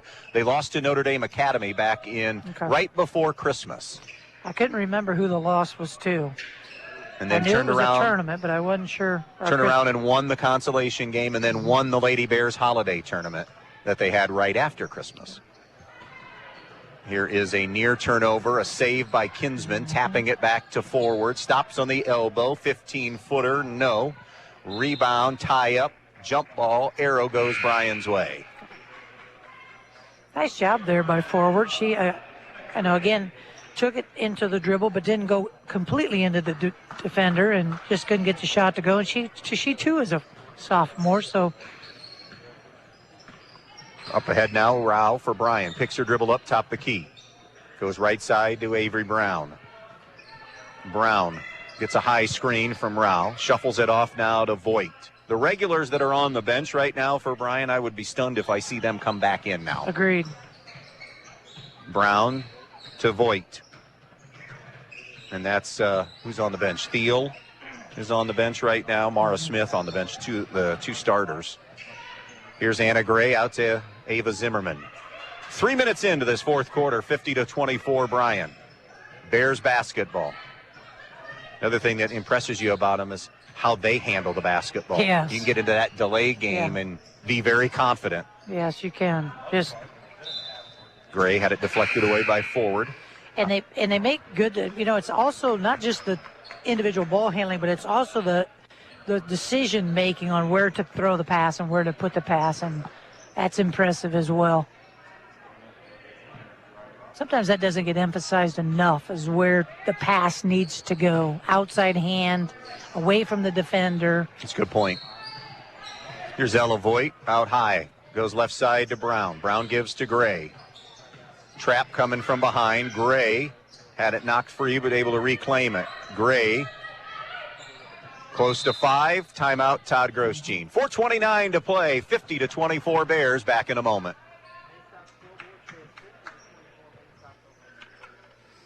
Snow, ice, blowing. Who likes winter? Not me, but Donaldson's Ace Hardware on Union Street in Bryan can help you muddle through. They have what you need to make your winter a little easier, like ice melt for those icy walks and driveways, snow shovels, and Ego-powered snowblowers. Don't forget the propane for your grills or heaters and our feathered friends during the winter months while the snow is flying. Stop by Donaldson's and grab a bag or two of bird food or fill your propane tank. And to make things even better for the winter, stop by and check out their in-store tool sale. Donaldson's Ace Hardware on Union Street in Bryan, your stop for all your winter supplies. 50-24 Bryan on the Andres O'Neill and Lowe scoreboard. 4:29 left in this one. All the drama sapped out of it, certainly by halftime, I think. I know it was, it was 30-14. If they were still hanging around Archbold, then it was gone early in that third quarter, where Bryan just came out and swaddled them up. And they have that all afternoon. Here's Gray to the basket. Is it good? Yes. It's a blocking foul. Count it. And Anna Gray goes to the line. Yeah, nice job there of absorbing that contact, getting it to go. Old-fashioned 3 attempt here. That's something we haven't had today much of, was any 3-pointers. A Gray make here, and she will become the 4th Bear into double-figure scoring this afternoon. Yeah, that makes them tough. I mean, that's a nightmare matchup nightmare, because you can't really key on anyone. Yeah, I was going to say, you want to take Kaylee Thiel away from? Go ahead. Yeah. Go ahead, Todd. Go Grosstein's ahead. probably thinking, we've got other weapons. Yeah. Now, if you have somebody on the team that can go get you 25, 30 a game, you're not going to trade that as a coach. No, you'll take that. You always have the pro-con on absolutely the scorers. Here's Pedraza near midcourt going left. Bounces it over now to Janae Kinsman. But that is usually easier, so to speak, to game plan against than it is to have 4 or 5 kids that can torch you for double figures. That foul is Anna Gray's 3rd. And now, as expected, subs coming in for Bryan. Mackenzie Mason has checked in. So has Amaya Langham and Piper Hanna. Yeah, the Mason girl did a nice job there in that JV game. She was up and down. Archbold getting their fair share of subs in as well. Here is Perez with it. Back cut, layup is good. That was well executed, and nice job finishing there at Reagan the rim. Went. Reagan Went. Who laid that in. Now a steal and a layup for Pedraza for her first basket of the game. 53-28. Bryan with a lead. Here's Avery Brown in the left corner. Brown comes out in front. Again, Holgate and Swanton left for the Bears. Jumper from Mason for 3 is no good. Rebound to Kinsman. Racing ahead now, gets it to Went, and she's fouled on the way up. 2 shots coming her way. A good foul there. Make her earn them at the stripe. Don't give her that easy layup. So the next girls' game for Coach H and I will be tournament time as well. We'll be in Antwerp. Again, for those of you not aware of how things work, it's home sites now for the sectional round. Higher seeds for girls and boys hosting, as that free throw is good for the streak. So we'll be in Antwerp, Eden at Antwerp on Wednesday, February 21st. The winner of that game then goes to Montpelier for a sectional final, and that's where we'll be for the sectional championship game. Got a couple of mismatches in that opening round on paper when you say Ayersville play Hicksville and Crestview's taking on North Central. You always kind of, as you're a coach, you always wonder, do you play that first game when you could take a bye? The running layup is good for Amaya Langham. Langham gets 2. But in these instances, I think they are such heavy, heavy favorites that you can stay sharp and still play those games. Agreed. And I was always one of those that, I just thought, my goodness, if we're going to win a sectional, we certainly should be able to win 2 games to win it. But you're right there, because that's such a, on paper, big mismatch. Can anybody do anything in that Division 4 to say it's not going to be Crestview Ayersville? I mean, they're 1-2 for a reason. They've had terrific years as Archbold turns it over to Bryan. Here's Hannah up ahead for Mason, low on the right side. Rotates it out. Brown from downtown circles it around, no good. Rebound streaks. Edgerton playing better. Montpelier has been solid all year. Hilltop has had their run, and they won 11 in a row. Yep. So Pettisville under Jason Waldvogel. Oh, you never can count him out. Yep. I mean, these are teams that we're mentioning, but there's a reason Crestview's the 1 and Ayersville's the 2. So that's the mission to, can they be eliminated and then want somebody different get out of district? I'll tell you another one that's what I think is one of the best game planners in the area is Scott McMichael there at Antwerp. I tell you, turnover Archbold. He can game plan, and his kids just know what they're supposed to do, and they do it. Claire Struble has come in. And then Kelsey Thiel has checked in. This is a great experience. I don't care. Anytime your young kids can get on the floor, it's a great experience. Saturday girls basketball here on WBNO FM in Bryan. Salina's in the house, getting ready for that boys matchup in just a bit. Salina and Bryan playing. It's a 4 o'clock JP. They're going to have plenty of time to get that started by 4. 90 seconds left in our game here as Bryan turns it over. Yeah, you'll have time. What is it, 3 o'clock? Yep. Yeah, boys probably don't take nearly as long to get ready as girls do. Just kidding. Archbold basketball. 27 in a row in the NWOAL now for Bryan. So impressive. They were, I'll tell you one this year, on the ropes. 3 is good for Addie Kinsman for Archbold. Patrick Henry at PH had to survive a 1-point win and a shot that might have won it for Patrick Henry. I remember hearing that one on the radio, the final. You've got to, last year too, Bryan was good, but any tournament run at any level, that runner is no good. You need a little luck. Yes, you do. You need something to go your way, whether it's a call that goes your way or whether you make you need luck to go your way on tournament runs. You're absolutely right about that. And sometimes, it's happened where you get those teams that are so, good and they need to survive. Yeah. Sometimes there's a survival game. They just don't play their best. The other team plays their best and you survive it. Layup no good for the Streaks and Kinsman. 30 seconds left. Arrow favors Bryan. And Bryan had that at the sectional level last year, if I remember right. Had a sectional game where that happened. We have a bloody nose, I think, for Mason. She took a shot. I think it is bleeding. If it's not a nose, it's a mouth. Rao with 14, Voigt with 12, Thiel and Gray with 10, and then Smith with 5. So the scorers tonight have all been this afternoon, all your starters. Right? Yep. Here's Thiel across the timeline. Langham across the timeline over to Zimmerman. 20 seconds left in this one. 55-32, Bryan. They're going to leave here 19-1, 6-0 in the league. Layup no good. Archbold will drop to 500 everything. 10-10 on the year, 3-3 in the NWOAL. Layup off the left side, up and good. And that is going to do it for this one. Final this afternoon from Golden Bears country, 55-34. Bryan with the win. Stay with us for the post-game show. That gets underway next.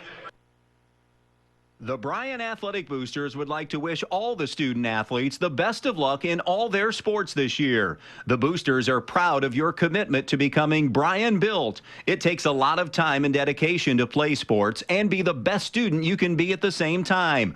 Good luck this year. The Bryan Athletic Boosters would also like to thank all of their corporate and individual patron supporters this year as well. It takes everyone to make a community and to become Bryan built. You work hard for your money.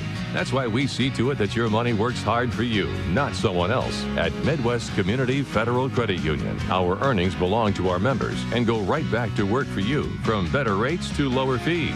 We've got the products and people to help you build a more fantastic future every step of the way. Join 14,000 other people just like you who want to do more with their money. Imagine a different possibility at Midwest Community Federal Credit Union.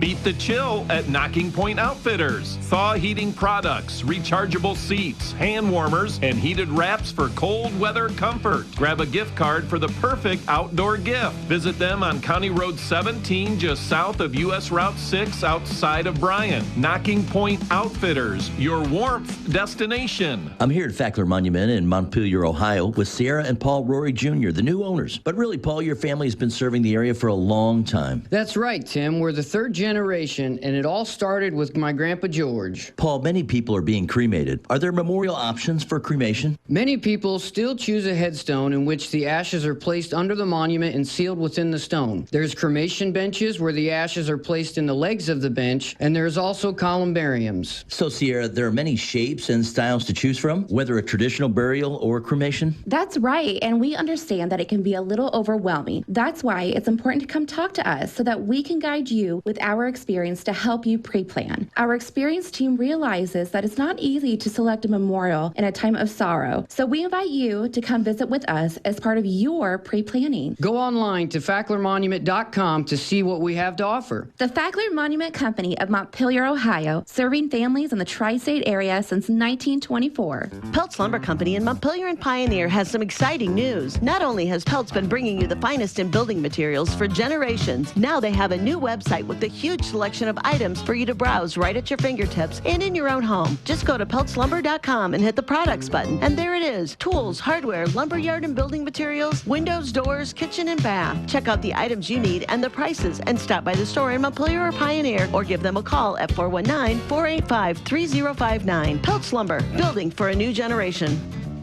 Your home is the one place where everything should be perfect, including your air. Stark's Plumbing and Heating Services helps you achieve the perfect air you deserve with reliable, groundbreaking, award-winning Lennox products.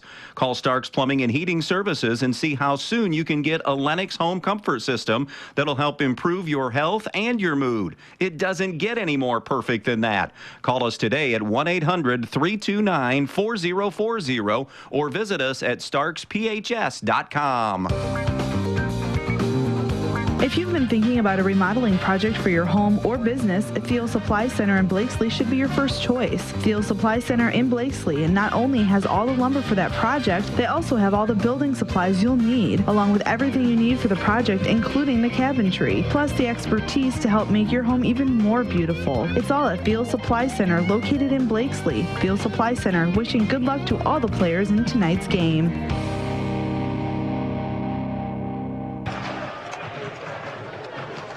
Dominant Bryan win this afternoon for win number 27 in a row in the league, 19-1 on the season, and they've wrapped up at least a share of an NWOAL championship for a fourth straight year. They'll go for another outright crown on Thursday against Swanton. 4 in double figures to lead the way today, led by Ella Rouse, 14, 12 for Ella Voigt, 10 each for Kaylee Thiel and Anna Gray. 5 for Mara Smith, 2 each for Amaya Langham and Avery Brown. For the Blue Streaks, Miley Gerke leads the way with a dozen, 6 for Grace Meyer, 4 for Charlie Forward, their leading scorer, 3 for Addie Kinsman, Reagan Wentlate gets 5, Alana Pedraza with 2, Elena Perez with 2 for the Blue Streaks total. Shooting the basketball, and H, I'm going to let you go through your numbers because I forgot to total up the Bryan shots in the fourth quarter. So I'll let you go ahead, and then I'll have the shooting. Okay. So you want me to give all the stats? For rebounds and turnovers. Oh, rebounds and turnovers. Okay. Yep. For the Archbold Lady Blue Streaks, I had them with 28 total turnovers. They had 19 at the half. Pressure, Bryan kind of let it go, that pressure there in the fourth quarter that led up on that. But 28 total turnovers. I had them 4 offensive rebounds, 14 defensive rebounds for a total of 18. On the Bryan Lady Golden Bears, the Victoria side, I had them with 14 turnovers, 2 offensive and 12 defensive rebounds for a total of 14. And by the way, for the shooting numbers, Bryan ends up 23 of 42 from the field in that game, and they win going 2 of 11 from shooting from the three-point line. So again, another way of showing how Bryan can play and win. Coach, congrats on the win. Long time no see. I was going to say, I was going to introduce myself to Coach Hollabaugh. Good to see you. Yeah. So, Todd Grosjean, we talked in the pregame about how you can have Saturday doldrums when you get these afternoon games. But you did just play a heck of a double-double last week where you go Thursday at Liberty Center and then get number 2 seed in the district in Liberty Benton on a Saturday. Kids handled that. Is it easier to do these kinds of things, go to these Saturday afternoon games when you have a veteran group like you have and it's so business-like group? Without a doubt. And, the entire month of January, I think we did Thursday, Saturdays, and some of them were, at St. Mary's, and then I think we went somewhere else on that Saturday after St. Mary's, and they were all long road trips, so you never know what you're going to get. But obviously the Liberty Center, Liberty Benton weekend was huge for our kids and their confidence. You look at that at the beginning of the season and you go, holy cow, that's where it's all going to come down to. And we didn't say a whole lot about them. We just kept taking it one game at a time. And obviously when you got seniors, most of them have been there, done that, played at both those venues, and they know what the atmosphere is going to be like and how to prepare, and that's huge. 4 in double figures today. So much created off of what you did defensively, both in the full court and the half court, not just today, but really all season. But today, another snapshot of that, of what you were able to do against Archbold. Yeah, and it's all started with Mara Smith out front, because she just hawks the ball, and she doesn't let the point guard get any comfort level. And, they're trying to run a shuffle cut, and we told our kids, clog the lane up, don't let them. We don't want to let anybody cross our face, and we got to communicate. And I thought our kids did a really nice job not letting them run that, because they run it really well. And on film, we were concerned about that. But, Ella Rouse stepped up. It's a different kid every game, which is, we talked about this the other night after the game. I don't know. I wouldn't want to scout us because, you don't know. Anna Gray had 15 against Liberty Benton, and Rao had 14 tonight. Mara Smith just had 18, 19. And Josie Arnold had 15 at Liberty Center. So. Yeah, you can't be scouted. You can scout, but it's like, okay, if we try to take these 2 away, you've got 3 or 4 more that are going to step up. And our kids are really unselfish, and they don't care. We're going to go to the league meeting probably next Saturday, and I'll walk out of there frustrated because our stats are individual stats are not going to wow people, and they're probably going to reward the people that score the points, and somebody's going to get shortchanged, but I wouldn't trade any of our kids. No, I agree. So you got Holgate on Monday, one more bit of league business on Thursday to try to win another outright championship. And boy, I just announced that number. You've won 27 in a row in the league. Could you have ever fathomed something like that? You've been around this league, both boys, girls basketball. You know what caliber of teams are in there and have been in there. Well, and I remember trying to win 1 or 2 games in the league. And, that was and then finish over 500 in the league with the teams that we had, Brad Myers at Wauseon and Scoop at Archbold and Larry Votsberger right down the list. Ryan Ripke at Delta, so it's been a challenge, but credit goes to our youth program that developed these kids, our junior high coaches, our alumni. I always talk about our alumni because they paved the way. They taught these seniors how to practice as freshmen, and it was a war every night in practice, and they didn't back down. And I know they went home with bumps and bruises and bloody lips, but they didn't shy away and got better for it. I got a question I want to ask you with the change in how we're doing things now here in the district. And you're going to like your answer this year because you're going to get, if you win, 2 home games. Do you like that, the change to the higher seed and you get to host? Yeah, just for the simple fact, last year we had to go to Bluffton. Yeah. And we were the higher seed, and Elida traveled 15 minutes, 20 minutes, and, we're a higher seed. And so I like that. You get rewarded for what you did during the regular season. Yeah, that's the way I kind of looked at it, too. Hey, congrats on this win today. Thanks. Continued success. Best of luck to wrap up a championship and on down the tournament trail. Thanks, Brig. Todd Grosjean, head coach of the Bryan Lady Bears, as they win this afternoon by the final of 55-34. Take your pick on the best one tire and service, best play of the game. It's going to be a pass. I know. There's 3 of them that are going to be stuck in my brain all day long. I went ahead with the last one. It was that absolutely beautiful pass from Hannah Voigt to a trailing Kaylee Thiel for an easy 2, and it was at the rim. I was about halfway through the 3rd quarter.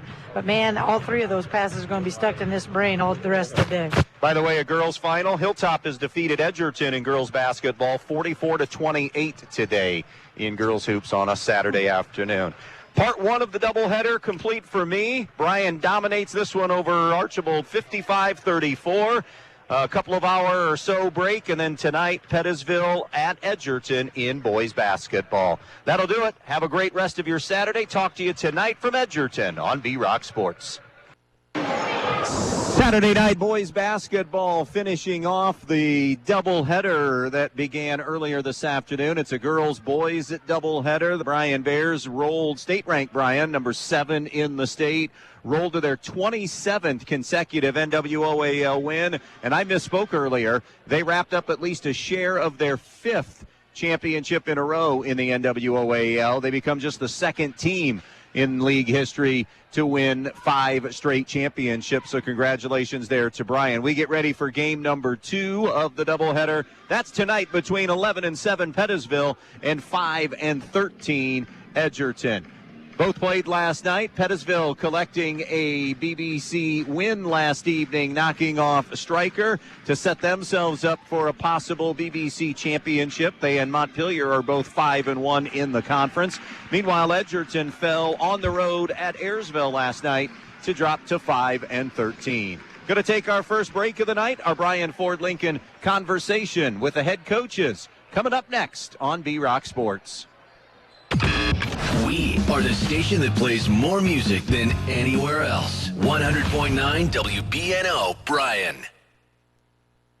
Statistics show that for most crops, pivot irrigation increases yields by at least 100% over dryland farming.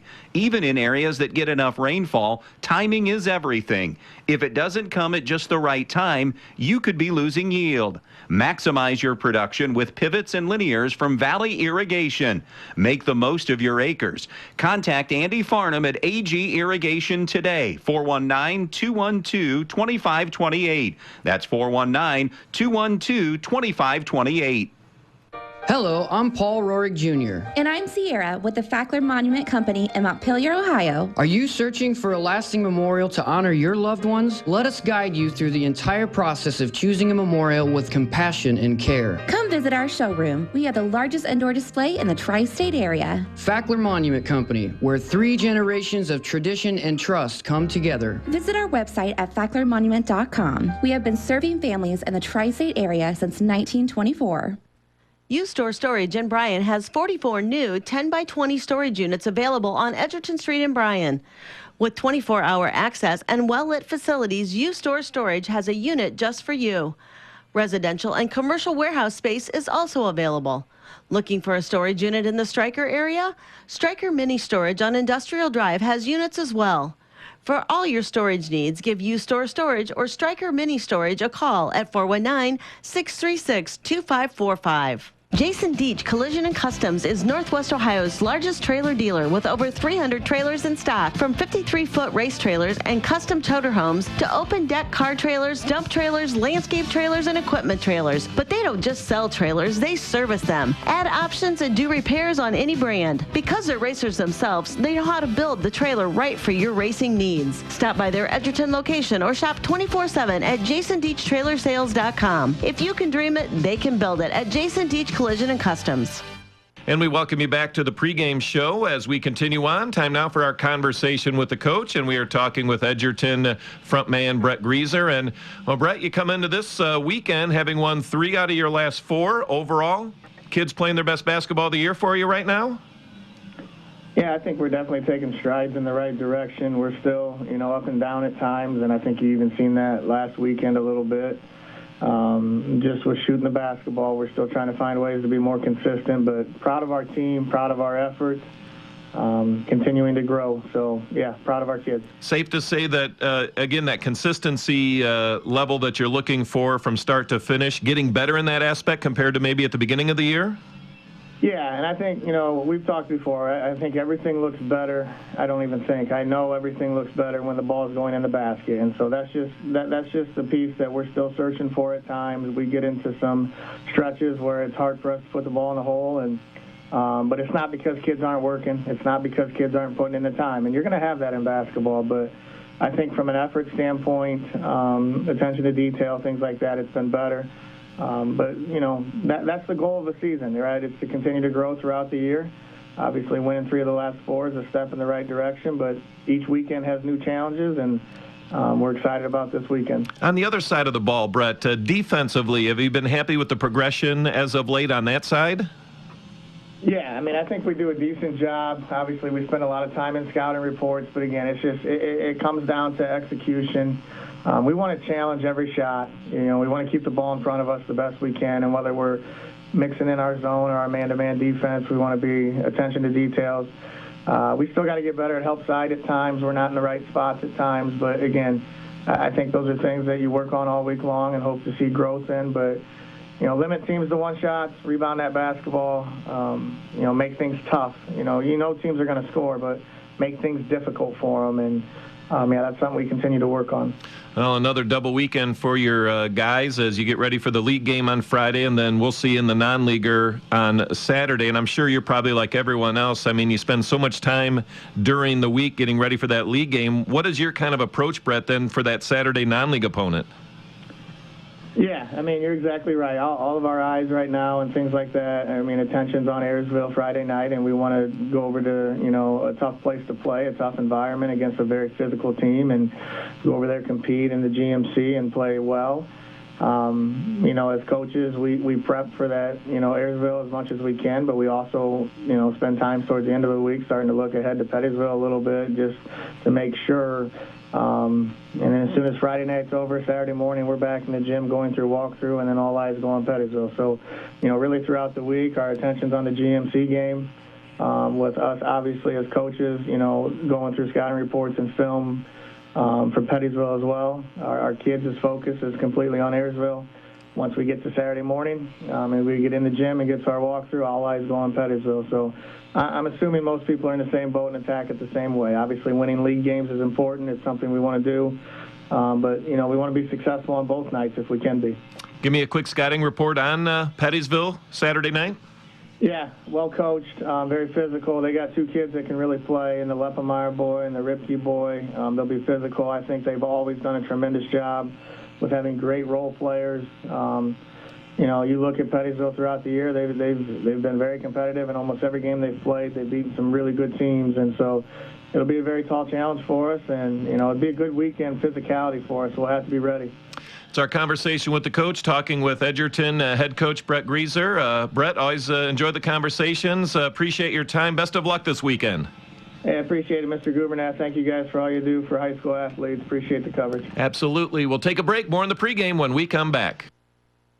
Hi, this is Mackenzie Now with Andrews O'Neill & Lowe Insurance Agency. Having a winning tradition for over 100 years is a big deal for any team. As our team at Andrews O'Neill & Lowe Insurance Agency celebrates this milestone, we know success does not happen by accident. It takes great teammates and partners like Central Insurance. By dedicating ourselves to the community, our clients, and each other, Andrews O'Neill & Lowe has consistently risen above the rest in protecting your family, assets, and businesses. Thank you to all who have played a role in this 100-year journey. Learn more at andrewsoneillandlowe.com. The Pettisville Athletic Boosters would like to take this opportunity to wish Pettisville the best of luck in tonight's game. The Pettisville Athletic Boosters understands all of the hard work and commitment of all of the area athletes, especially those at Pettisville. The Pettisville Athletic Boosters. If you'd like to become a member today, contact a booster member. The Pettisville Athletic Boosters, supporting every athlete in every sport at Pettisville High School and Junior High. The Pettisville Athletic Boosters saying, good luck, Pettisville, tonight. Just 3 words tell you everything you need to know. They tell you why we employ more than 2,000 workers at our factory in Virginia Beach, and why over 10,000 local steel dealers are putting battery power in the hands of Americans. Not everyone can say that, but we can. Made in America. Real steel. Find yours. See Black Swamp Equipment in Bryan, Archbold, and Defiance. The more your life changes, the more your insurance needs change. See Danielle Van Atta of Danielle Van Atta Agency today. She can conduct a free personal insurance review to help you determine how much and what type of coverage is right for you, with no costly gaps or overlaps. Interested? Phone Danielle Van Atta today at 419-636-0408. And welcome back to the pregame show as we continue on with our conversation with the coach. And we are talking with Pettisville head coach Bryan Leppemeyer. And Bryan, just kind of quickly looking back to last weekend, a split for you over your 2 games, 2 more close games. Sounds like kind of the formula what you guys have been up to this season. A lot of close games, huh?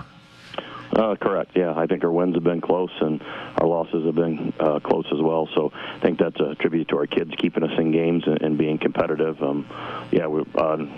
Obviously we weren't pleased with our effort at Montpelier, dropping a league game on the road, but I think our kids responded well and went down and played a very physical, athletic Ayersville team on the road, and just kind of battled the whole way and had the opportunity to score, make a buck with 1.2 seconds to go to come up with a road win. I think you bring up a good point. I mean, as disappointed as you were on Friday night, I mean, what does that say about this group that they came back on a Saturday and then knocked off a pretty solid opponent on the back end of that double? Yeah, it's what we talk to our kids about, that we know that they have it in them, and we kind of have high expectations. So yeah, you have to bounce back, and it's tough. You're in this time of the year. I was kind of talk about January. You kind of get out that grind part of the season. You kind of find out, people lose interest, and it's you've been practicing a lot. You got about 50 practices under your belt and 15, 16 games, so it starts to drag on you and wear on you a little bit. So you got to bring it each and every night. And a lot of these games, especially with our schedule in the league and then our non-league schedule, you got to play 32 minutes. There's not too many times you can take plays off. So it's not an easy thing to do, to stay focused the entire game, and especially in staying focused during the week. Kind of talk to us, Brian, about your approach, and probably the same as most. You've got the league game on Friday and then the non-leaguer on Saturday when we'll see you. And I know a lot of the time and effort goes into the Friday league opponent, but how do you kind of approach that Saturday night non-league game? You are correct that the majority of our effort throughout the week is going into the league opponent. Then you get around to the Saturday games, which we have quite a few Friday, Saturdays. And, you may touch on a few things, actions, without letting the kids know it, maybe early in the week, then as it gets closer to that league opponent. And then, again, for coaches, it starts, after the game Friday night, you're working at it, you're watching tape, you're watching film, and, you get about an hour and a half maybe on a Saturday to get the kids prepared. And a lot of times those Saturday night games, and I think the other team's in the same boat. So, you're both kind of in that same preparation, and, you just got to go out and play hard. Well, we'll see on that non-leaguer Saturday at Edgerton. What do you know about them? I think Coach Greaser does a good job getting his kids prepared. I think very similar to us, they play a very tough schedule. And, they've been playing well of late. And, for us defensively, we're really always focused on trying to take away the paint. Some of our losses, we're giving up too many shots, I think, too many good looks in the paint. So we've got to do a good job of keeping Edgerton out of the paint. But on the flip side of that, they do a great job, and they can spread the floor with Corey Herman, Scotty Krantz, and some other guys of stretching the floor. So you just can't let guys, you got to be able to do both. And that's probably the biggest challenges of taking away the paint and making sure that you take away their ability to stretch the floor and don't give them open shots outside. So it's going to be a challenge for us, especially, you have a non-league game on the road, and our guys just need to be ready to play. It's our conversation with the coach, talking with Pettisville frontman Bryan Leppelmeyer. Brian, really appreciate the time. Best of luck this weekend. I appreciate it. Thank you. Stay with us. More to come on the pregame show after this. Your friends at your neighborhood Eden Farmers Co-op Country Store would like to invite you to stop in at the Eden, Montpelier, and Edgerton stores to check out their complete line of pet supplies, animal feed, and outdoor products. Their friendly, knowledgeable staff is ready to answer all of your questions concerning their complete line of Kalmbach, Land O'Lakes, and much, much more. For your convenience, your purchase can be carried to your vehicle by one of their employees. Be sure to stop by soon and see them at your hometown country store, the Eden Farmers Co-op.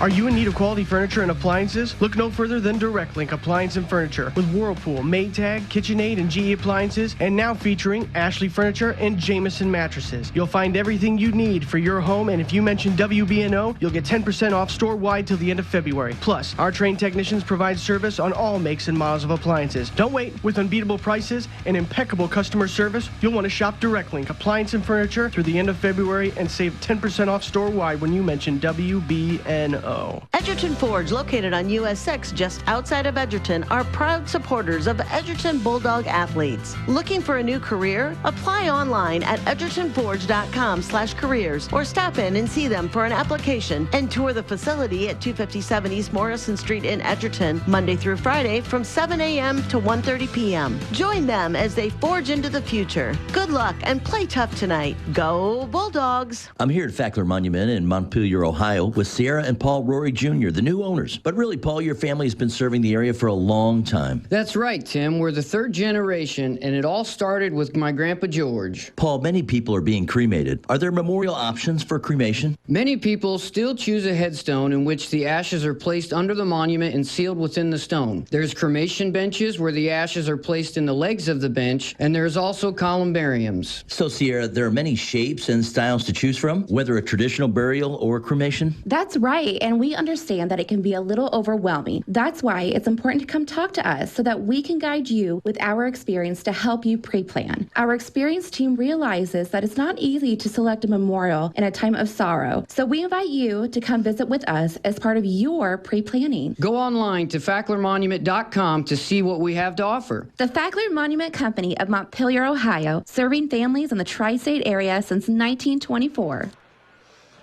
Back out here in Edgerton, getting set for a makeup game that was supposed to be played back in January. Pettisville at Edgerton. The Dogs come in 5-13, and the Blackbirds 11-7. By the way, tournament draw will be unveiled tomorrow with the matchups, and we're already set. The Max Preps RPI. This game, from a standpoint of seeding, is meaningless. It's not meaningless to anybody playing a Saturday game, obviously, win-loss record, but it's meaningless for the Max Preps RPI. So these teams already know they're locked in. Pettisville will be a 4 seed in this district when the draw is unveiled tomorrow. Edgerton is going to be the number 9 seed. The number 1 seed in this district is Toledo Christian. Antwerp is the 2.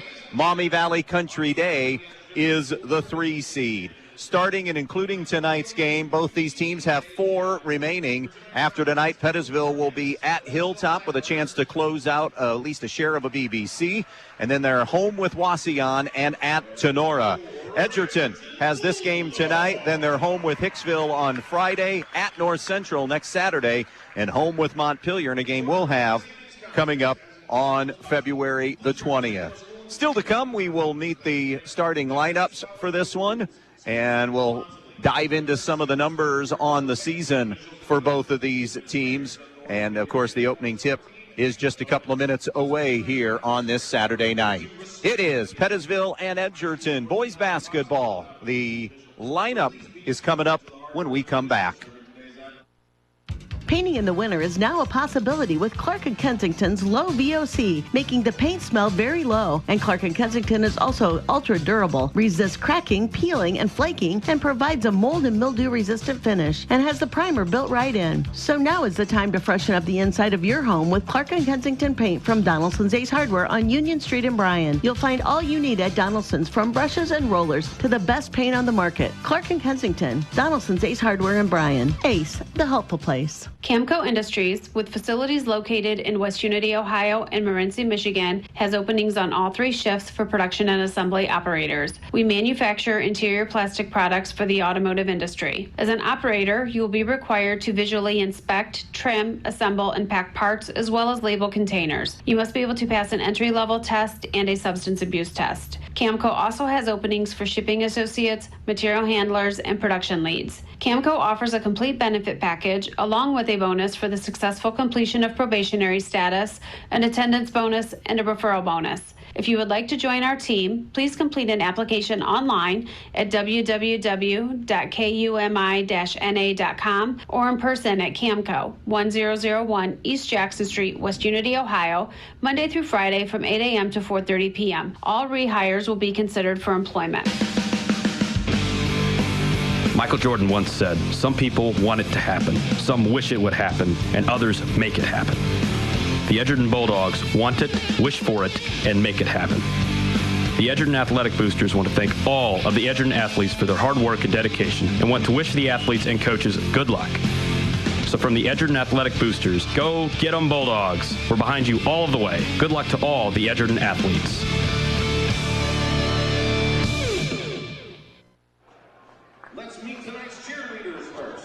Starting lineup tonight brought to you by Fackler Monument Company in downtown Montpelier for the Tri-State's best selection of monuments. Fackler Monument Company in Montpelier. For Brett Greaser's Edgerton Bulldogs, it'll be Scotty Krantz, a 6'3" junior. Maddox Baker, a 5'7" sophomore. Corey Herman, a 6'2" junior. Joel Walkup, a 6' junior. And Kellen Sanchez, a 5'10" freshman. For Pettisville and their head coach, Bryan Leppelmeyer, an Edgerton grad, of course. Jack Leppelmeyer, a 6'2" sophomore. Joey Ripke, a 6'5" senior. Creighton Ashelman, a 5'8" sophomore. Caleb Wise, a 6' senior. And Johnny Fenton, a 6'3" senior. Those are your lineups brought to you by Fackler Monument Company in downtown Montpelier for the Tri-State's best selection of monuments. Fackler Monument Company in downtown Montpelier. The officials working the game tonight who have their eyes on the game, they are Jacob Boddick, Shane Chamberlain, and the Tannist official in Northwest Ohio, Paul Stahl. Those are your officials working the game tonight who have their eyes on the game for all of your eye care needs. Remember, Tri-State Vision Center of Northwest Ohio. Jack Leppelmeyer, not only the leading scorer for Pettisville, but among the leaders in the area at 17 a game. Joey Ripke is next at 11 a game, so they combine for 28 of the 41 a game that Pettisville scores. Johnny Fenton averaging 6 a game. Creighton Ashelman 2.5 a game, and Caleb Wise a couple of points per game on the season. Pettisville shoots 41% from the field, 25% from three. They're 55% at the foul line. They don't beat themselves, and that's very, very crucial in a low-scoring game. They only average 9 turnovers per game on the season. For Edgerton, like Pettisville, they have 2 scoring in double figures. Corey Herman at 11 a game. Scotty Krantz at 11 points per game on the year. Joe Walkup gets 7 a game. Maddox Baker at 5 a game. And Kellen Sanchez at 3.5 points per game. That's an Edgerton team that scores 42 points per game. They shoot 41% from 2, 25% from 3, and 61% at the foul line. They average 12 turnovers per game on the season. So you can see that some of those numbers are eerily similar for Pettisville and for Edgerton. Again, what's left for the boys in terms of the tournament announcement tomorrow?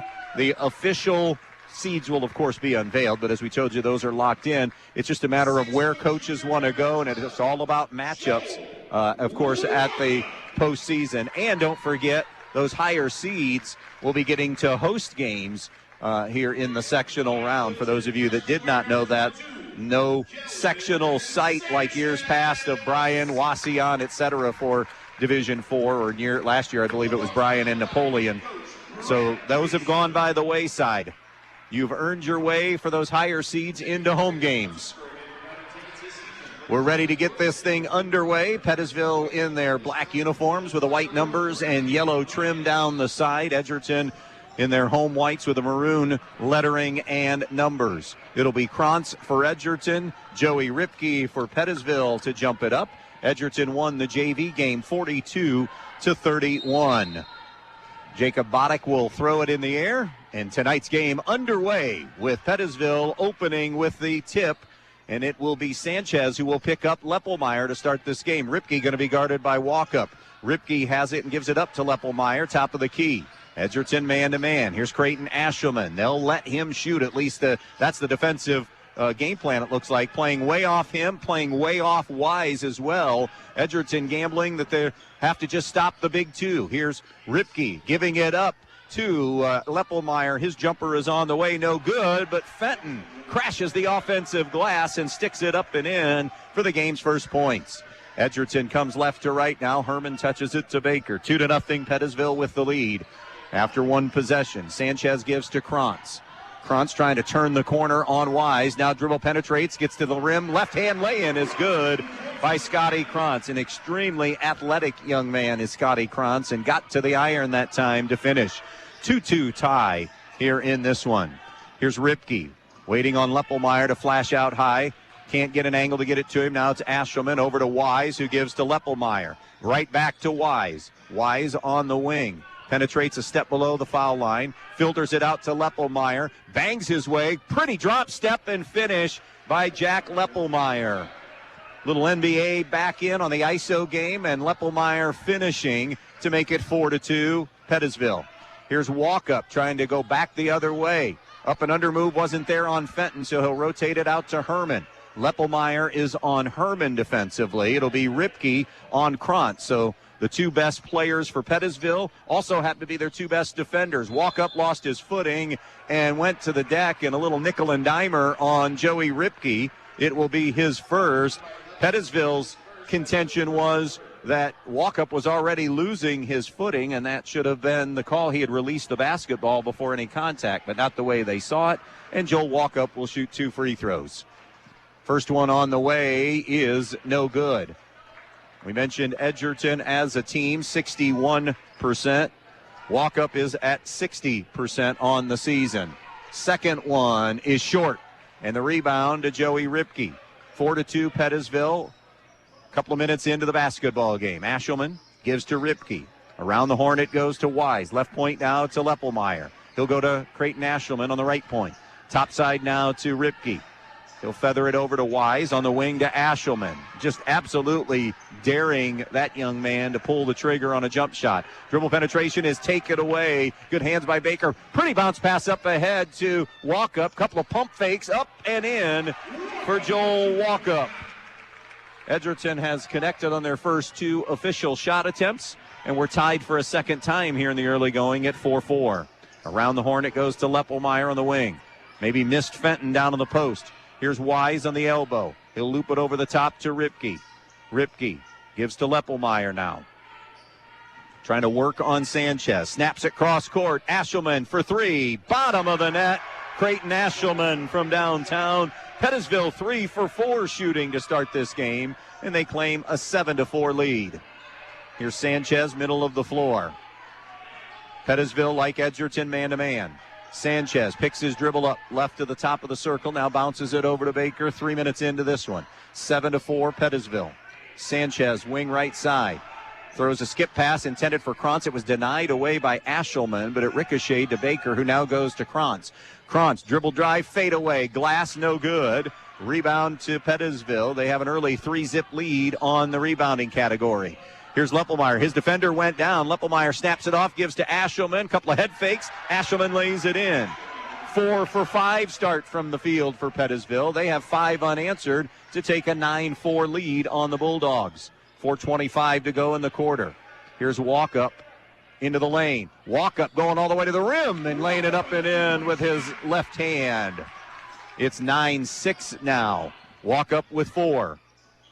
Here's Leppelmeyer to Ripke. Around it comes now to Creighton Ashelman. Top the key to Wise. Now to Leppelmeyer. Leppelmeyer in the painted area. His teardrop is good. Jack Leppelmeyer. Hot start from the field for Pettisville as they have an 11-6 lead. A little more than midway through quarter number 1.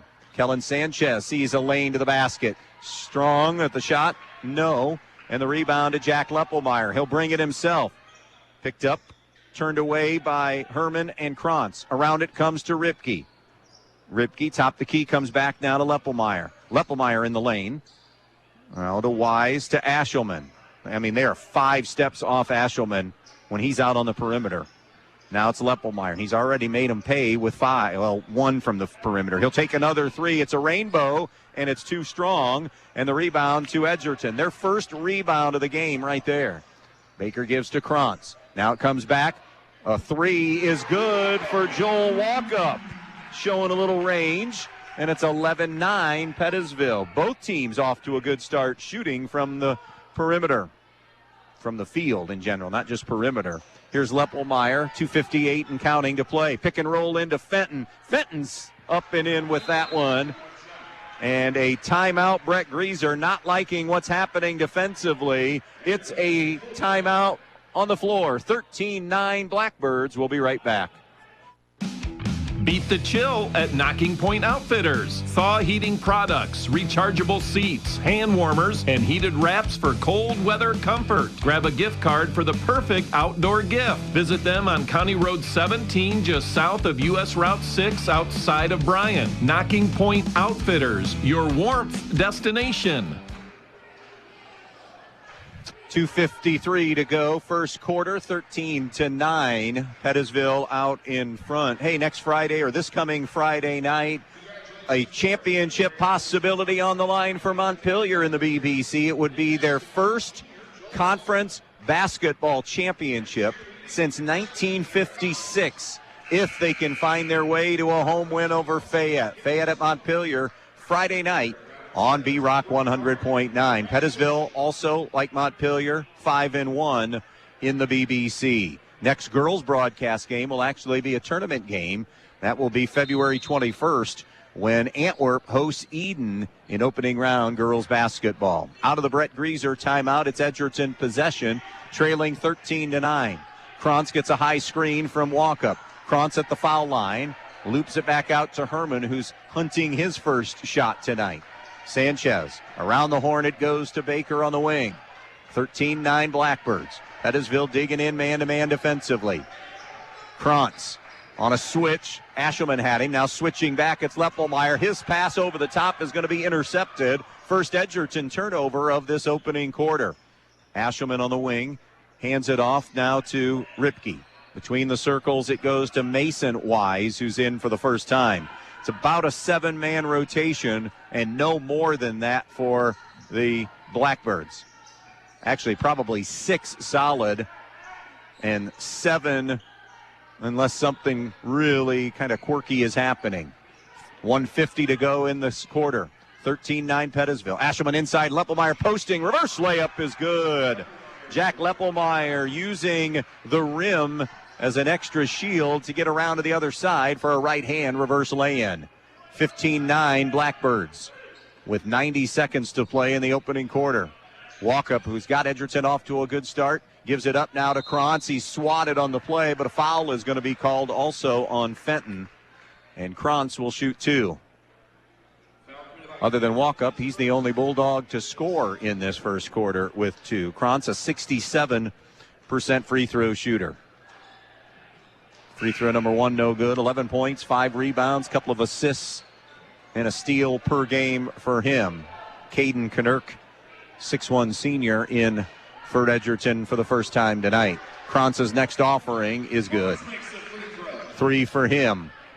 And it's a 15-10 advantage for Pettisville as Leppelmeyer brings it right to left into the half court. Trap coming. They want to make him get rid of the basketball. Swallowed up defensively. He'll find Fenton down low. It's a layup that's good for Johnny Fenton. When you scramble like that defensively, you're going to be susceptible on the back end, and Pettisville made him pay. Good job by Leppelmeyer, who probably wasn't able to see that last year when he was only 5'10", 5'11". He's 6'2 now. A nice back cut and finish by Scotty Krantz as he was located out in front. It is 17-12 now. Pettisville and the basketball. What will they elect to do? A lot of time here on the opening quarter clock. 45 seconds. Mason Wise over to Creighton Ashelman. Ashelman now to Leppelmeyer. Leppelmeyer backs it out above the volleyball spiking line, about 3 steps from midcourt. He's guarded by Sanchez. He goes one-on-one with him on the wing. Hands to Ripke. Ripke out between the circles to Ashelman. Ashelman over to Leppelmeyer. 25 on the clock. Ashelman can just stand and hold. They're not closing out on him, and now Pettisville can just milk this thing for the final shot now. 15 to shoot. Coming to get it is Leppelmeyer. Pettisville going to go 1-4 low here. Nope, going to set a high ball screen. Beg your pardon. Pick and pop was in play here. Dump it inside, though, for Fenton, who had rolled underneath. It was broken up by Herman. He tipped it out of bounds with 5 seconds left in the quarter. As Baker comes in for Sanchez. And he'll go over to guard Leppelmeyer. See if they can recognize that and maybe get Leppelmeyer on a post. Back cut for Mason Wise. Turnaround little jump hook, no good. Out of bounds. Touch last by Edgerton. So Pettisville will get 2 seconds here on this first quarter clock to get a shot away. It's Creighton Ashelman to inbounds for Pettisville. Scissors cuts. Setting Leppelmeyer up. Baseline hangs, finger roll, no good.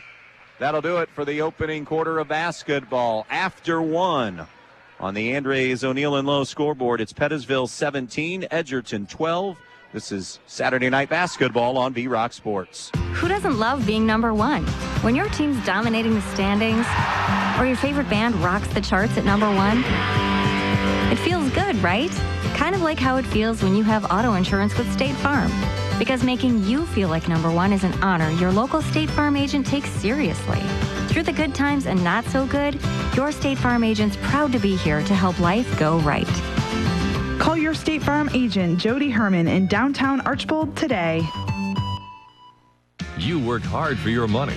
That's why we see to it that your money works hard for you, not someone else. At Midwest Community Federal Credit Union, our earnings belong to our members and go right back to work for you, from better rates to lower fees. We've got the products and people to help you build a more fantastic future every step of the way. Join 14,000 other people just like you who want to do more with their money. Imagine a different possibility at Midwest Community Federal Credit Union.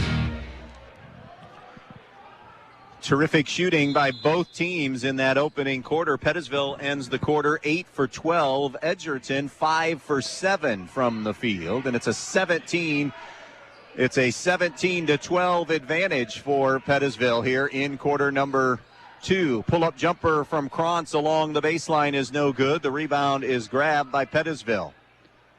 In the front court now, Leppelmeyer. Around it comes to Ashelman. Ashelman, top of the key. Ripke, Leppelmeyer, Mason Wise, and Johnny Fenton out there. Leppelmeyer grabbed on the dribble drive, and it's going to be on Noah Weaver, I believe, who picked up the foul on the reach. His first. He had just been inserted for the first time. Began the year as a starter. 4 across the foul line for Pettisville. On the inbounds, it is Leppelmeyer off glass, misfiring, no good, but an offensive rebound and putback is good, and it goes to Mason Wise, his first 2 of the evening.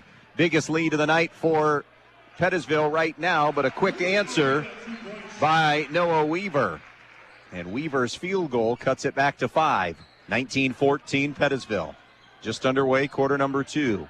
It's Wise on the wing to Leppelmeyer. He's guarded by cousin Braden Leppelmeyer, for those that were unaware of that little exchange here tonight.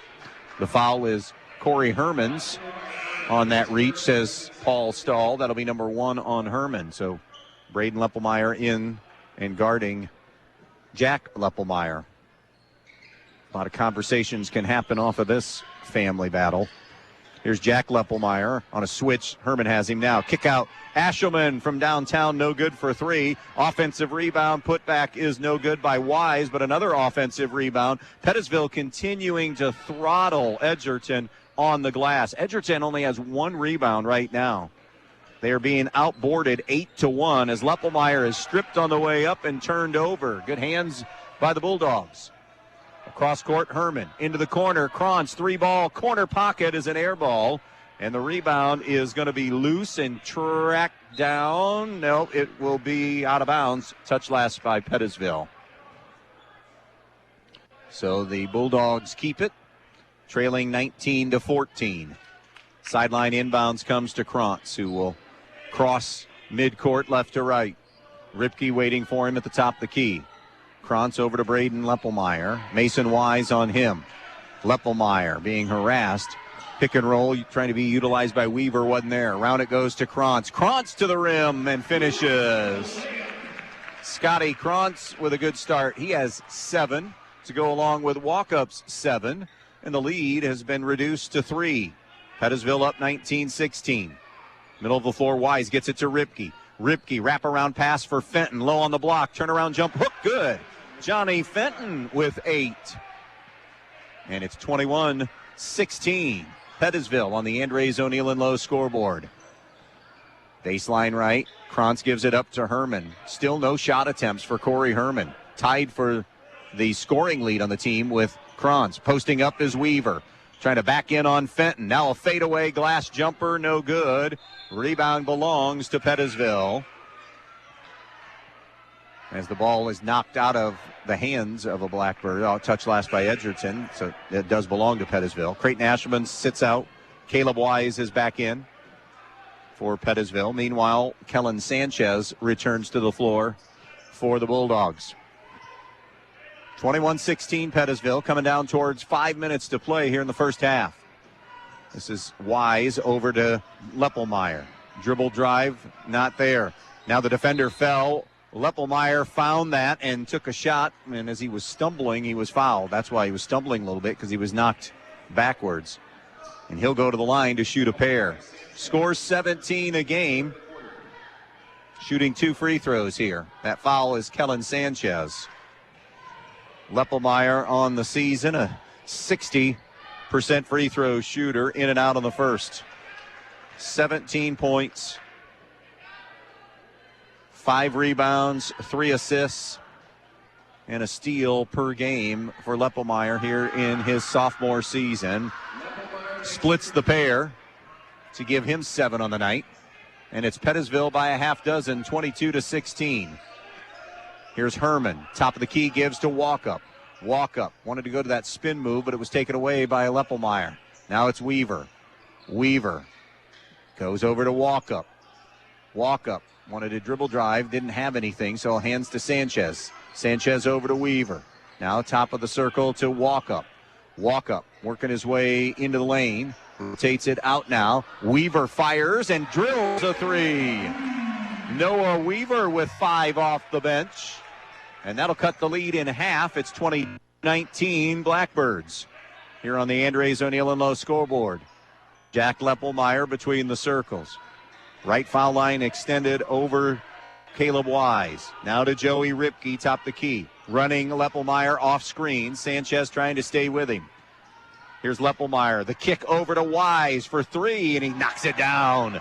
Caleb Wise kind of silently hit a couple of those shots against Montpelier last Friday night in a game that we saw. Hits a big one there.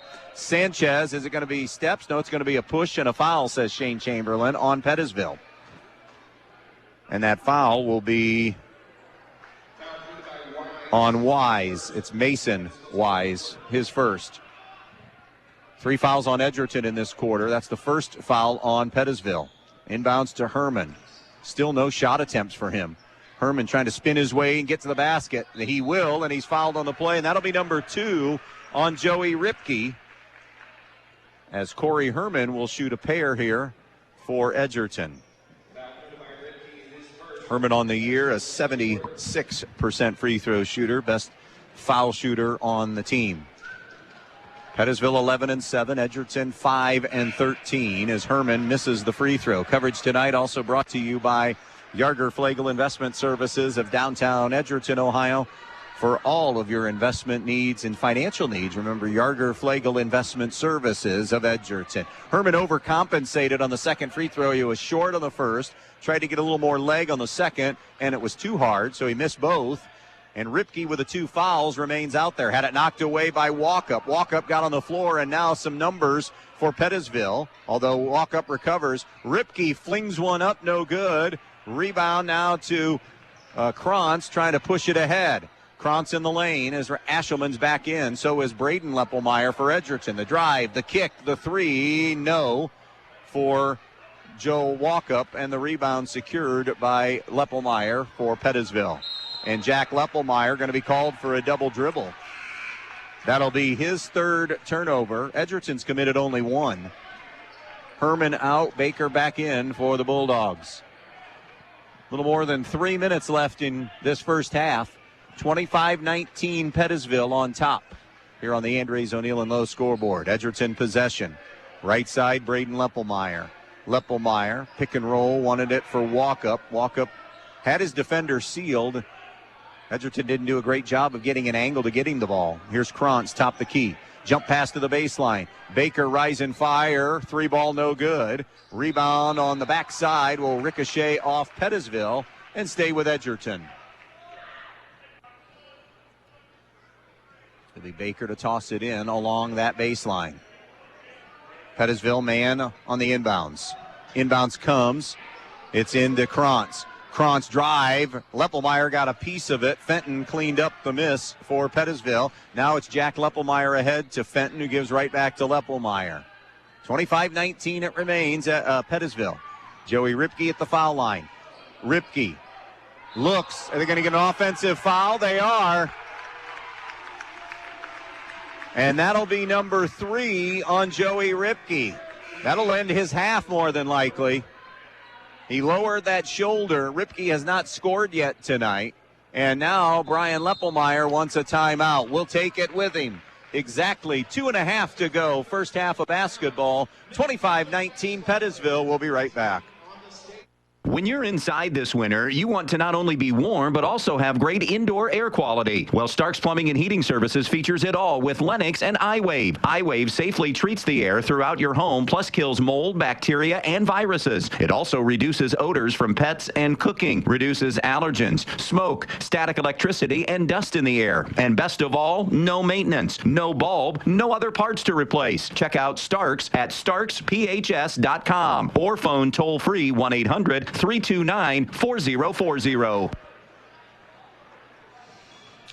Pettisville 25, Edgerton 19. Late here in this first half, it is Edgerton basketball. Interesting development in this one is Joey Ripke, the number 2 scorer for Pettisville, has not scored tonight, has 3 fouls. Here's Herman into the lane. Charge on Corey Herman is the call, and he'll get his second. That is a turnover as well. It's the second one from Edgerton. Brett Grieser pleading his case on that far sideline. Herman will be heading to the bench now. Caden Knurk will come in, 6'1" senior. And it'll be Pettisville ball. Jack Leppelmeyer snaps it ahead now to Mason Wise, to Ashelman, now to Caleb Wise on the right side. To Mason Wise. Leppelmeyer coming out, being tracked down by Braden Leppelmeyer. Anybody guarding Jack Leppelmeyer, you're going to have to run through about 1 million screens. Pettisville does a great job of running Jack Leppelmeyer off screens away from the basketball. There's another one set. I mean, you are going to earn your money defensively tonight guarding Jack Leppelmeyer with the way Pettisville utilizes him. Ashelman wing right side with 1:45. Now to Jack Leppelmeyer. Elbow jumper from 15, put it in the books. Jack Leppelmeyer drills the 2. He has 9, and the lead goes to 27-19 Pettisville. Here's walk-up, stripped, but a foul out front. I think it's going to be on Fenton, or did they get, that's a tough call. They get Mason Wise. That looked clean from this angle. That'll be 2 on Mason Wise. 4 fouls, by the way, on both teams in this quarter, so we'll be shooting free throws from here on out.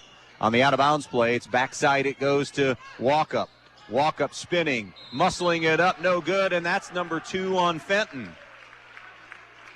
For not a deep team, Pettisville's got some issues here late in the first half as Joel Walkup will go to the line. He's 0 for 2 shooting free throws tonight. 3 on Ripke, 2 on Mason Wise, 2 on Johnny Fenton. As Walkup hits the first foul shot. Going a little deeper into that bench, Caden Bishop, a 6'1" junior, is in for Fenton. Fenton's had a good, productive first half. He has 8 for Pettisville. Walkup, got the bounce on the second one. That'll make it 27-21 Pettisville. Over to the right wing, Mason Wise. Now to Creighton Ashelman. Ashelman comes back to the left to Caleb Wise. Wise. Jack Leppelmeyer comes out to get the basketball. Sanchez in and back on him. It's Wise to Wise. Now over to Caleb. Caleb on the wing to Ashelman. 1 minute exactly left, and on a reach, Sanchez will have his second foul. And that'll put Pettisville on the line and Jack Leppelmeyer. He's 1 of 2 shooting free throws tonight.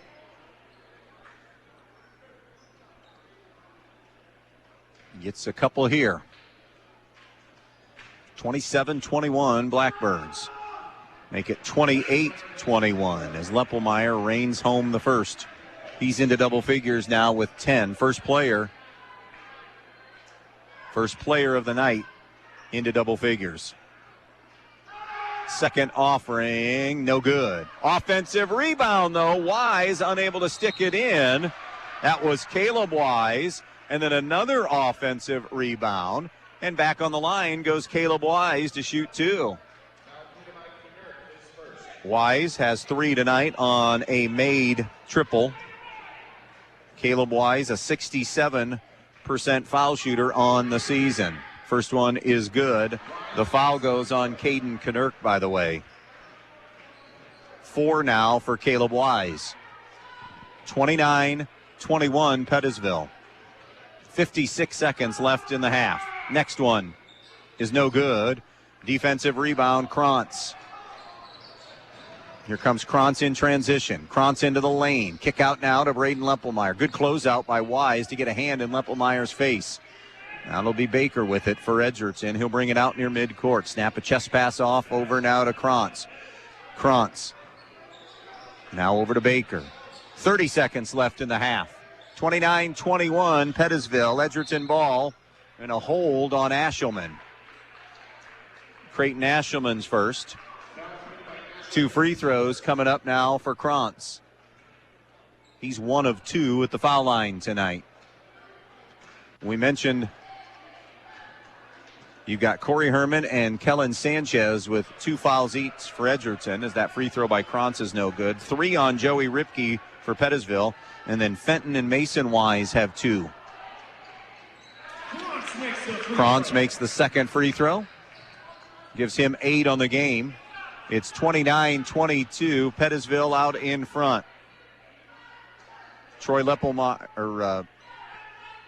Jack Leppelmeyer with the basketball comes over to Ashelman. 15 to shoot. And on a reach, Braden Leppelmeyer gets the foul. And it'll put Creighton Ashelman on the line. He has not been there tonight.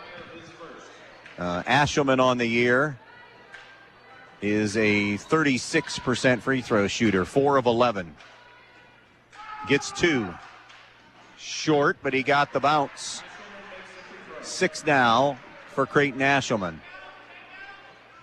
30-22 Edgerton. The next one in and out, no good. Offensive rebound, though, and a second offensive rebound, Leppelmeyer. The first one was Bishop. The second was Jack Leppelmeyer. That's 4, 5, 6, 7, 8 offensive rebounds for Pettisville in the first half. Edgerton has 4 rebounds on the half. 3, 6, 9, unofficially just right around 16-4 is the advantage. Leppelmeyer's free throw is good. Jack Leppelmeyer has another one. He has 11 now. 8.5 seconds remaining here in this first half. Leppelmeyer 2 for 2. It's 32-22 Pettisville. Krantz with 5 seconds. Krantz on the wing. Fadeaway jumper. Good for Scotty Krantz. And that is how your first half will come to an end. The score as we go to the main stops of Northwest Ohio. Halftime report is Pettisville 32, Edgerton 24. Sit tight. The main stops of Northwest Ohio halftime show gets underway next. Peltz Lumber Company in Montpelier and Pioneer has some exciting news. Not only has Peltz been bringing you the finest in building materials for generations, now they have a new website with a huge selection of items for you to browse right at your fingertips and in your own home. Just go to peltzlumber.com and hit the products button, and there it is. Tools, hardware, lumberyard and building materials, windows, doors, kitchen and bath. Check out the items you need and the prices, and stop by the store in Montpelier or Pioneer, or give them a call at 419-485-3059. Peltz Lumber, building for a new generation. The Pettisville Athletic Boosters would like to take this opportunity to wish Pettisville the best of luck in tonight's game. The Pettisville Athletic Boosters understands all of the hard work and commitment of all of the area athletes, especially those at Pettisville. The Pettisville Athletic Boosters. If you'd like to become a member today, contact a booster member. The Pettisville Athletic Boosters, supporting every athlete in every sport at Pettisville High School and Junior High. The Pettisville Athletic Boosters saying, good luck, Pettisville, tonight. Fall is a great time to work on your home. Is your home well insulated? Field Supply Center in Blakesley is now stocking the Attic Cat and the Pro Cat blown insulation system. Forget about the dust from the old blown insulation. Attic Cat is the new clean way to insulate your walls and attic. Field Supply Center also offers CertainTeed Landmark shingles, one of the best shingles for your roof. Now is the time to take care of your home. Whether you need insulation, shingles, siding, or window, make Field Supply in Blakesley your first stop. Edgerton Forge, located on US 6 just outside of Edgerton, are proud supporters of Edgerton Bulldog athletes. Looking for a new career? Apply online at edgertonforge.com/careers or stop in and see them for an application and tour the facility at 257 East Morrison Street in Edgerton, Monday through Friday from 7 a.m. to 1:30 p.m. Join them as they forge into the future. Good luck and play tough tonight. Go Bulldogs! Halftime in Edgerton. This is the main stops of Northwest Ohio halftime show. The score is 32-24. Pettisville on top. Let's recap all of the numbers from the first half. Pettisville has Jack Leppelmeyer leading the way with 12. Johnny Fenton has 8. Creighton Ashelman 6. Caleb Wise 4. Mason Wise 2 for a total of 32. For Edgerton, 3 kids have scored. Scotty Krantz with 10, Joel Walkup with 9, Noah Weaver with 5 for their total of 24.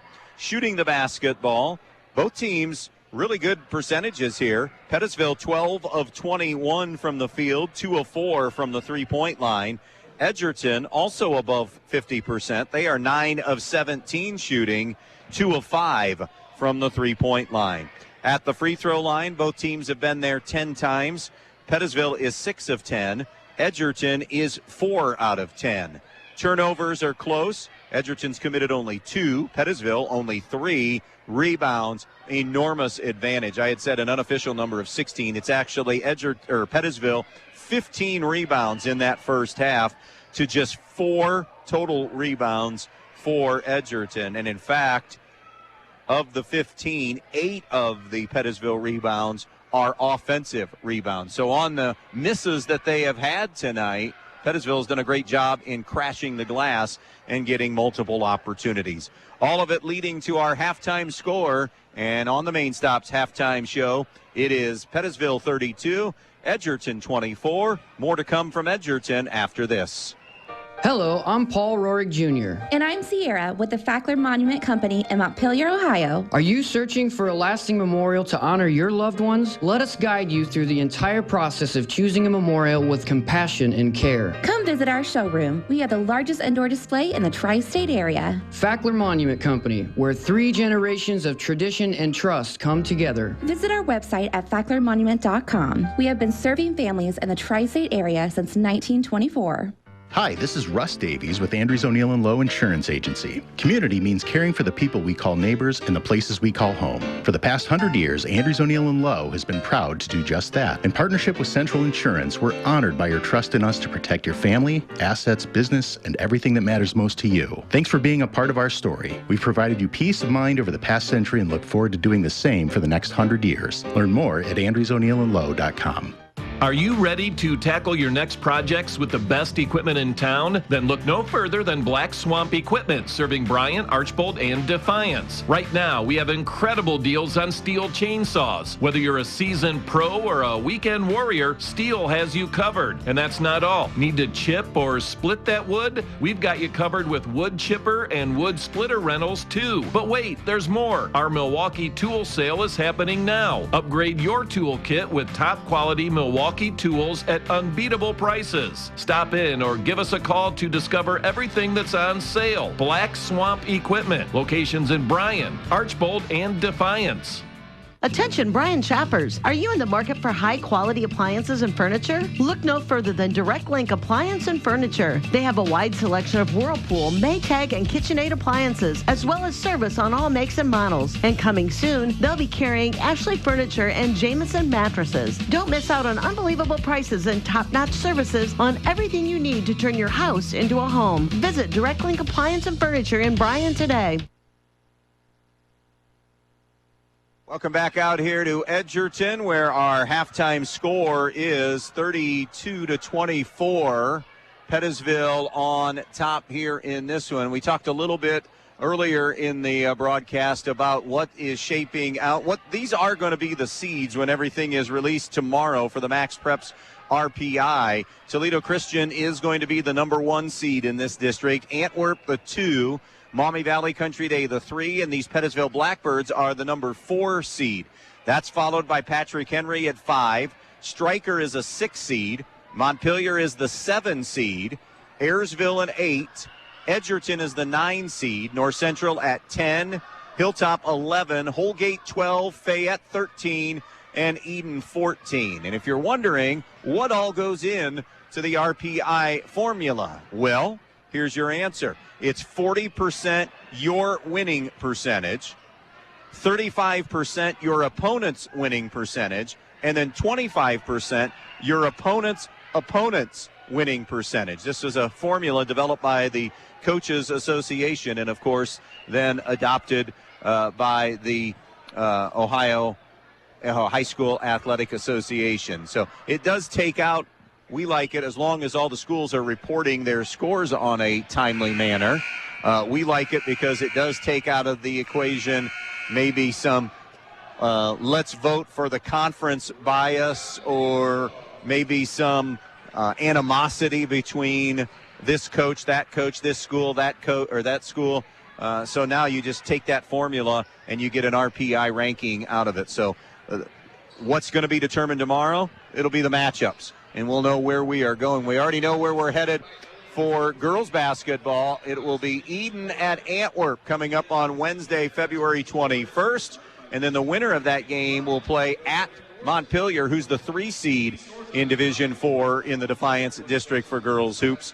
And we'll have that sectional championship game. Then if anybody that we cover makes it to the district, we will be in Defiance, Ohio for that. As far as Bryan is concerned, those games you can hear on our sister station, Q96.5.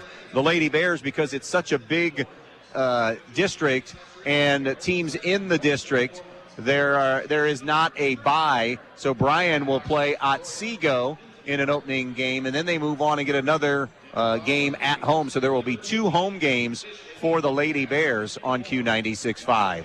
That'll do it for our Main Stops halftime show. 32-24, Pettisville with the lead. Second half from Edgerton is coming up next on WBNO FM Bryan.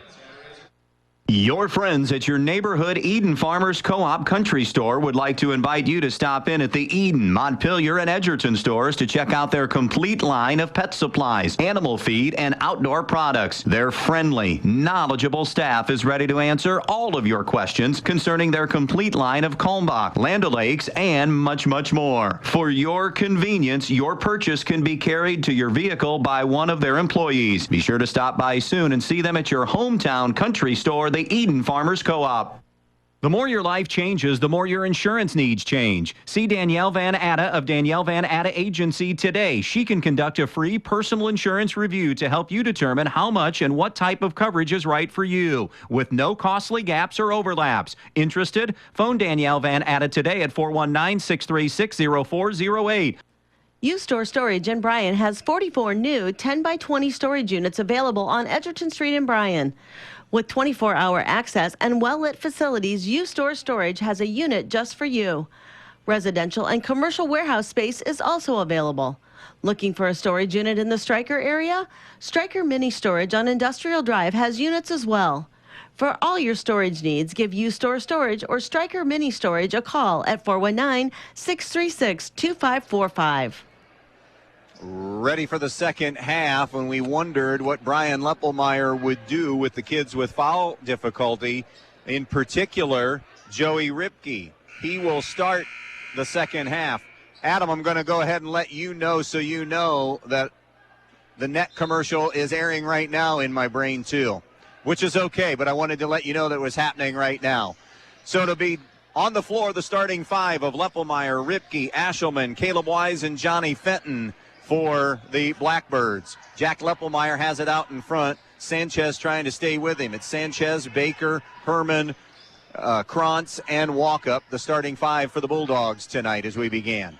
Caleb Wise gives it up to Leppelmeyer in the lane. Nice drop pass to Fenton, who lays it up and in. And Johnny Fenton into double figures now with 10, and that all created by Jack Leppelmeyer. Lead is back to 10, 34-24. Herman finally gets a look at a three. It's no good. And the rebound to Pettisville. Coming out of the pack, Leppelmeyer over to Ripke. Up with a shot off the left side, no good. Rebound of the miss goes to Krantz. Good transition from Pettisville, just unable to finish. Krantz from the baseline, cutting and giving it to Herman. Herman got over to the right side with a little contact and able to finish strong and knock it down. That's the first two of the night for Corey Herman. 34-26 Pettisville. Ripke, around it comes to Caleb Wise. Sanchez and feet get locked up with Leppelmeyer. Leppelmeyer slow to his feet and is up there now. Bryan Leppelmeyer wanted a call. Paul Stahl said it was just incidental contact. Play on. Here's Joey Ripke on the baseline. Shovels it off now to Ashelman behind the arc. Top of the key now to Wise. Caleb Wise over now to Leppelmeyer. Going to the rim. Short on the shot, but he's fouled. And Leppelmeyer will go back to the free throw line. He's 4 of 6. Kellen Sanchez saddled with his third foul as Leppelmeyer shoots a pair. 34-26 Pettisville. First attempt is good. Checking in, Braden Leppelmeyer, who has also been in and out of the lineup, helping to guard Jack Leppelmeyer. And again, if you're just joining us, they are cousins. Second free throw good. Leppelmeyer made them both, so 6 of 8. That percentage of his is going to continue to climb. When we did the Montpelier game, he was in the 50s, began the night at 60%, and 6 of 8 here tonight. Lead goes back to 10 for Pettisville. Here's Herman in the lane. Fumbled the dribble a couple of times, able to reclaim it, give to Krantz. Krantz foul line extended, now to the top of the key. Krantz going right, all the way into the lane, lost his footing, slings a shot up, no good. Rebound Pettisville, Leppelmeyer up the far sideline. Leppelmeyer into the half court. Leppelmeyer surveys, swings it around. It's Ashelman over to Wise. Now up top to Ripke. Ripke goes to Leppelmeyer. On the wing now to Ashelman. To Wise. Now Ripke. Both teams have been manned throughout. Now it's Wise back to Ashelman. And when you're playing off of the two of the defenders on the floor like Baker is and like who else is defensively? It was waiting to see on that far side. Hanging in the air and scoring is Joey Ripke for 2.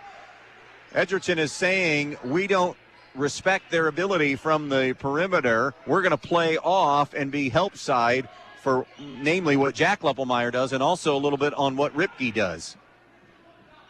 Out on top it goes now to Braden Leppelmeyer. 12-point lead. Pettisville has their largest. In the lane, walk up, great job posting. Walk up, muscles it up, no good. Rebound is loose. Jack Leppelmeyer did have the rebound. Then it was poked away, and we're going to get a Pettisville foul in a loose ball situation.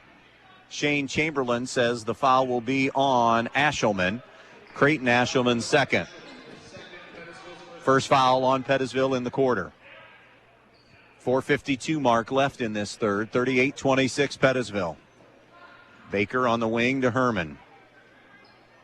Walk up, slides through. Leppelmeyer gets in front of him. Now Leppelmeyer helps to stop Herman on the drive. Herman spins back, goes to the left hand, and finishes. Great job maintaining that pivot foot. He was going to go right hand, didn't have it, came back to the left hand, and finished 4 for Corey Herman. 38-28, 4.5 to go here in this third quarter. Ripke being played close by Walkup. And a foul is going to be called on Walkup. That'll be his first. As we get a look, it was Krantz who's playing off one of the defenders, or off one of the offensive players, along with Maddox Baker. Baker's on Wise. Krantz is on Ashelman, but both are more help on the big two for Pettisville.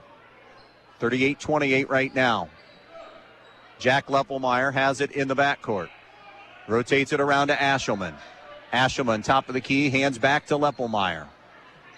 Leppelmeyer, cross court, over to Caleb Wise eventually. Wise to Ashelman. Now posting. Good move. Hook, and then he drops it off for Fenton, and it's tipped away. That's where Jack Leppelmeyer needs to be selfish. He had his man hooked, had inside position. That's a shot you got to take. I know he's a distributor still at heart as the point guard and has fed Fenton on, 3 of his 5 field goals tonight at least, but that's a shot. Finish that one. Here's Ashelman, midway through the quarter. 38-28 Pettisville. Ashelman, will take a 3. Off target, no good. Rebound goes to walk up for Edgerton. Releasing ahead to Herman. Now in transition to Krantz, right back to Herman, who hands to Krantz. Out in front it goes to Baker. He'll swing it around now to Braden Leppelmeyer. Gets a high screen, or at least a shield. Not much of a screen that time. Here's walk up to the basket, no good. The miss rebounded by Fenton. Fenton gives to Jack Leppelmeyer, who brings it into the half-court offense. Top of the circle. Now angles left. On a switch, Herman has him. Now they switch back, Braden Leppelmeyer with him. 3:15 to go in the third. 38-28 Pettisville. Baseline right now. And Jack Leppelmeyer out to Ripke. Cross court to Ashelman. To the baseline to Leppelmeyer. Goes back to get glass and is fouled on the way up. He'll shoot 2. The foul will be Corey Herman's 3rd. And Leppelmeyer making his living at the free throw line tonight for Pettisville. 6 of 8. Has 14 to lead everybody. Came in averaging 17 a game here in his sophomore season. Knocks home the first. He's now made his last 5 free throws. Knurk and Weaver for Braden Leppelmeyer and Corey Herman. 39-28 Pettisville on the Andres O'Neill and Lowe scoreboard. Jack Leppelmeyer toes the line, lets it loose, knocks it home. 16 on the game, 40-28 now Pettisville. Right to left, Baker and the Bulldogs. Baker out in front, goes left side now to Krantz. Krantz, top of the key, gives to Weaver. He'll swing it around to Knurk now on the wing. Knurk, bounce pass for Weaver and trying to deny. Caleb Wise saddled with his first. Could not quite get the quarter denial position out on the wing. And has number 1. 2 fouls on Pettisville in the quarter, 3 on Edgerton. We'll be back here in Edgerton for a boys game Tuesday the 20th, girls tournament week. Edgerton and Montpelier are a rarity. They're playing twice this season because of scheduling glitches, I think, for both. Shot on the way by Weaver is rejected. The rebound of the miss goes to Leppelmeyer and Pettisville. Montpelier defeating Edgerton in Montpelier earlier this year. Posting is Leppelmeyer, working on Baker. Drop step, Krantz had provided help, and then jump ball is forced, and the arrow will favor Edgerton. Good help that time by Krantz to force the jump ball. 4 turnovers on Pettisville, 2 on Edgerton. Here's Krantz on a crossover. Dribble drive to the baseline right side. Jump pass out in front, broken up by Mason Wise. He tapped it out of bounds. So it remains Edgerton possession with 2 and change to play here in this third quarter. 40-28 Pettisville. Baker on the sideline, snaps it in the middle of the floor to Walkup. Now back to Baker. Throws it over now to Weaver. Weaver gives it up to Walkup. Foul line extended. Top the key now to Krantz. Back to Walkup. He'll weave it into the hands of Weaver. And now it is Knurk. Far side to Walkup. Not much action right now. And not a lot of intensity on the cuts by Edgerton right now. A little more, I don't know if it's timid or standing around more. They're just not getting a ton of movement right now. A lot of it's what can you do with the ball.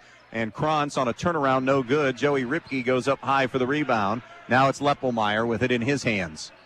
A little stagnant there, Edgerton, on the offensive end. Weaver deflects that one off of Leppelmeyer out of bounds. But Paul Stahl has a foul. Paul Stahl has a foul. Boddick has, and it's going to be a foul on Weaver. Jacob Boddick was just going to call it a deflection out of bounds, stay with Pettisville.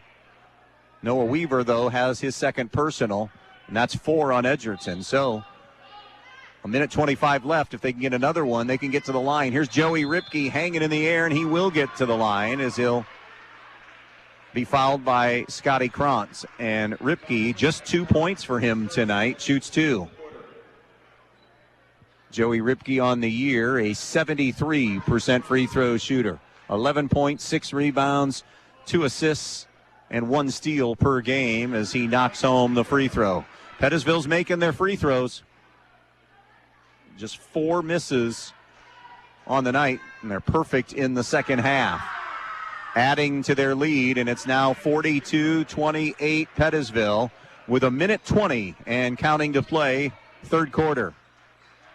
Right to left comes Baker into the front court. Goes left side to Knurk. Knurk top the key. And by the way, Ripke's done a really good job of playing with 3 fouls so far this entire quarter. Krantz on the baseline now comes out to Weaver. Weaver in the lane. Weaver spins, lost the ball, got it back, shot fake, flips it up, no good. Rebound is going to go into Maddox Baker's hands, and then a foul is going to be called in a loose ball situation. It's Creighton Ashelman, and it's his third. So Ashelman and Ripke have 3 for Pettisville. Sanchez and Herman with 3 for Edgerton. Quickly to the table, Caleb Wise for Pettisville. 54 seconds remaining in the third. 42-28 Pettisville. On the inbounds, it is Walkup. Walkup in the lane. Rotates it out now to Krantz. Krantz, jump stop. 13-footer is short from below the free throw line. The rebound to Pettisville. Edgerton has now missed 5 shots in a row. They've only hit 2 from the field in this quarter. Pettisville's only made 2, but they've only taken 4 shots. Everything else for them has come at the free throw line, and they're cashing in. Continuing to also own the glass tonight. And now Brian Leppelmeyer, if possible, wants 1, but Krantz will come out now on Wise. Caleb Wise hands to Leppelmeyer, 15 to shoot. Leppelmeyer trying to shed Krantz, can't. Leppelmeyer with 10 on the clock. It's Krantz on him. Here comes a high ball screen. Looks inside to Mason Wise. Wise on the baseline back to Leppelmeyer with 3, with 2. Jumper, it's contested. It's no good, and that'll do it for the third quarter of basketball as Pettisville strengthened their lead on this one. 42-28 Blackbirds after 3 on B-Rock Sports. Snow, ice, blowing. Who likes winter? Not me, but Donaldson's Ace Hardware on Union Street in Bryan can help you muddle through. They have what you need to make your winter a little easier, like ice melt for those icy walks and driveways, snow shovels, and Ego-powered snowblowers. Don't forget the propane for your grills or heaters and our feathered friends during the winter months while the snow is flying. Stop by Donaldson's and grab a bag or 2 of bird food or fill your propane tank. And to make things even better for the winter, stop by and check out their in-store tool sale. Donaldson's Ace Hardware on Union Street in Bryan, your stop for all your winter supplies. 3 in the books, and it is a 10-4 quarter for Pettisville. So you look, Edgerton's not turning it over, so that's a positive. They're not shooting it extremely well. 2, 3, 4. They took 10 shots in that quarter, and they were 2 for 10. Only 1 3 was taken by Edgerton. Meanwhile, 5 shot attempts for Pettisville. They were 2 of 5 in that third quarter, 0 for 2 from the three-point line. It's free throws tonight and rebounding. Pettisville getting to the line, making their free throws, and also owning Edgerton in the rebounding category. Mason Wise on the wing has it. Looks for Fenton, and it's turned over as it was intercepted by Krantz. Krantz in transition, top of the key. Now to Sanchez. Shot fake, dribble drive into the lane. Couple of pump fakes. Can't get Wise off his feet. Takes the contested shot. It just won't go. Loose ball rebound, chased down by Mason Wise, and now gives to Jack Leppelmeyer. This is a fourth quarter when you're down 14 to start it and only 7 minutes to go. If you're Edgerton, you got to gamble a little bit here. Little finger roll won't drop for Jack Leppelmeyer as he got into the lane. Edgerton with a rebound. Baker and Leppelmeyer come together. Loose ball situation, saved, and they're still kind of tangled up on that far side. Basketball grabbed by Walkup, and coming out on him too aggressive was Fenton. And Johnny Fenton has his third foul. Fenton, Ashelman, Ripke with 3 for Pettisville. Herman and Sanchez with 3 for the Bulldogs.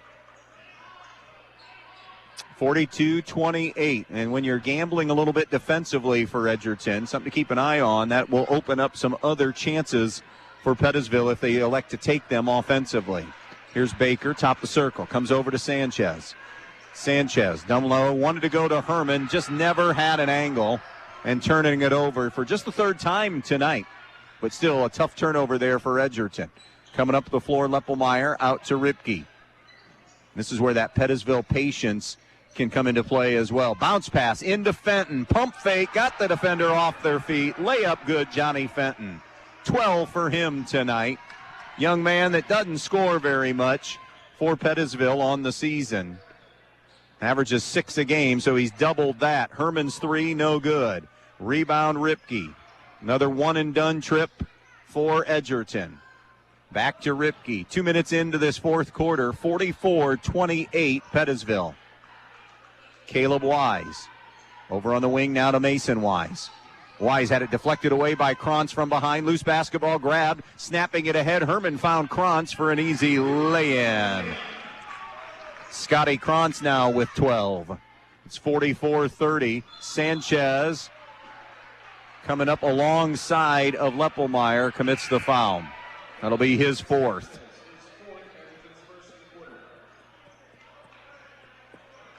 Ashelman back in for Pettisville. Sanchez will sit for Edgerton, replaced by Weaver. Also, Braden Leppelmeyer has come back in as Walkup will go out. Here's Creighton Ashelman, who has the basketball, middle of the floor. Ashelman had it knocked free by Krantz, and then a timeout to Bryan Leppelmeyer. 5.5 left, fourth quarter. 44-30, Blackbirds. Import cars and trucks are amazing, but fixing them creates a dilemma. Do you go to the city for service and repairs? Well, it's time for a change. Jason Dietz Automotive Services on State Route 6, just east of Edgerton, is the answer. If you own a Volkswagen, Toyota, Honda, BMW, Mercedes, or any other Asian or European vehicle, Jason Dietz Automotive Services has you covered. With over 30 years of experience on imports, Dave Brown and Sam Bailey are the experts that can fix it right the first time. So if you're looking for a mechanic that can fix the problem your last mechanic couldn't, call 419-298-0777 and make your appointment today. Beat the chill at Knocking Point Outfitters. Thaw heating products, rechargeable seats, hand warmers, and heated wraps for cold weather comfort. Grab a gift card for the perfect outdoor gift. Visit them on County Road 17, just south of U.S. Route 6, outside of Bryan. Knocking Point Outfitters, your warmth destination. Pettisville basketball in control, up 44-30 with 5.5 to go in this one. It'll be Creighton Ashelman, sideline inbounds into the backcourt to Ripke. Picked up by Corey Herman, who's in there with the 3 fouls. Ripke trying to spin away from Herman. Not saying it's going to be a delay game necessarily for Pettisville, but they will be deliberate. Up 14. They already control possession. That's the name of the game for Pettisville. Ripke in the lane, crashed into a defender. Is there a foul before the connection there with Maddox Baker, or did it happen? Yeah. It's not going to be Baker's foul. It was a reach before on Noah Weaver. And it will put Joey Ripke on the foul line where he's 2 for 2 tonight.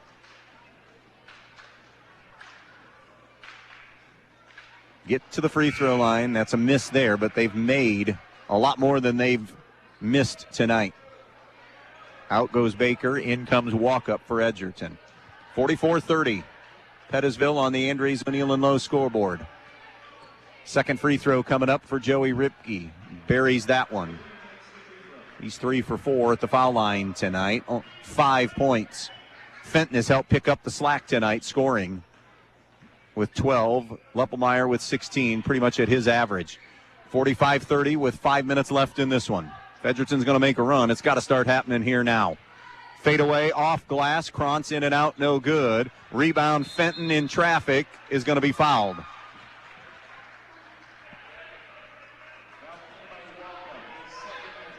And it's Joel Walkup getting number 2. 3 fouls now on Edgerton in the quarter. Been a tough stretch of basketball for Edgerton the last few years. I said to somebody today, it feels like these 3 years that we've come into a game like this, and it just feels like every time Edgerton's been 5-14, and that's not Edgerton basketball. Edgerton basketball traditionally over the years on the boys' side has been the most consistent boys basketball program in Williams County. Stryker not far behind, but Edgerton has been the most consistent. State appearance, plenty of regional appearances when Matt Ripke was here. 45-30, but it's been some tough times as Joey Ripke is fouled on the way to the basket. 4:22 to play. They're playing hard. Don't get me wrong. I'm not saying that there's not kids playing hard. That's 4 on Weaver. It's just not happening in the win-loss column for Edgerton the last few years. Ripke's first free throw is good. He'll shoot one more. 46-30 now.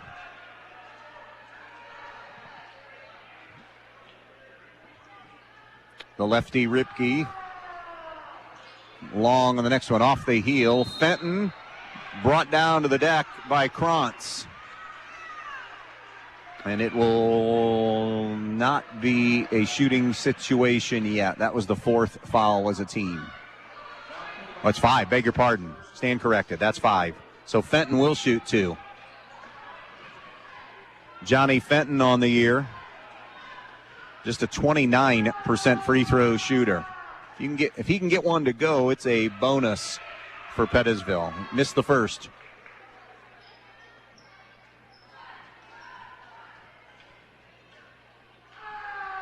Second one from Fenton is good. (47-30) as they continue to spread things here.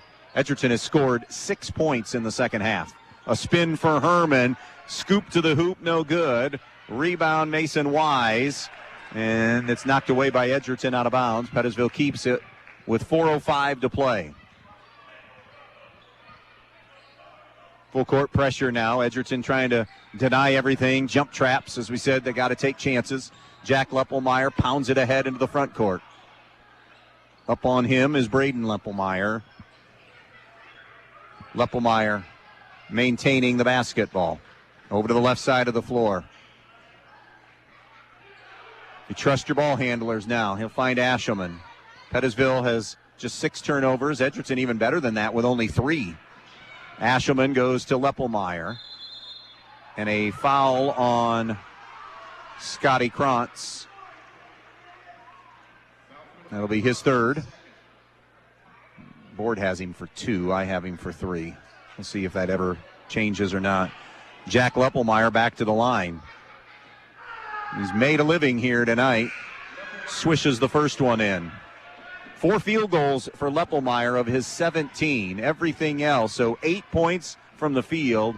He's 9 of 11 from the free throw line tonight. Second one is also good for Jack Leppelmeyer, and it's 49-30 now.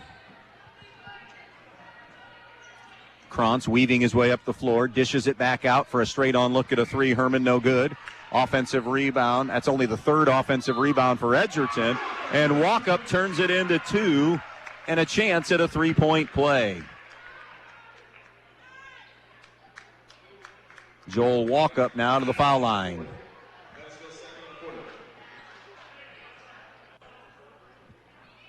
In for Pettisville is Caden Bishop for Johnny Fenton. Joel Walkup has 11. Trying to get number 12 here at the free throw line. And in and out, no good. Krantz with an offensive rebound and got it back up and in. Scotty Krantz makes it 49-34 Pettisville, 3:15 left. Leppelmeyer had it knocked loose. It's a jump ball, and they say that Pettisville grabbed it. A timeout is awarded to Bryan Leppelmeyer. It's a 30. We'll take it with them. 49-34 Pettisville, 3:13 remaining. Who doesn't love being one? When your team's dominating the standings, or your favorite band rocks the charts at number 1? It feels good, right? Kind of like how it feels when you have auto insurance with State Farm. Because making you feel like number 1 is an honor your local State Farm agent takes seriously. Through the good times and not so good, your State Farm agent's proud to be here to help life go right. Call your State Farm agent, Jody Herman, in downtown Archbold today.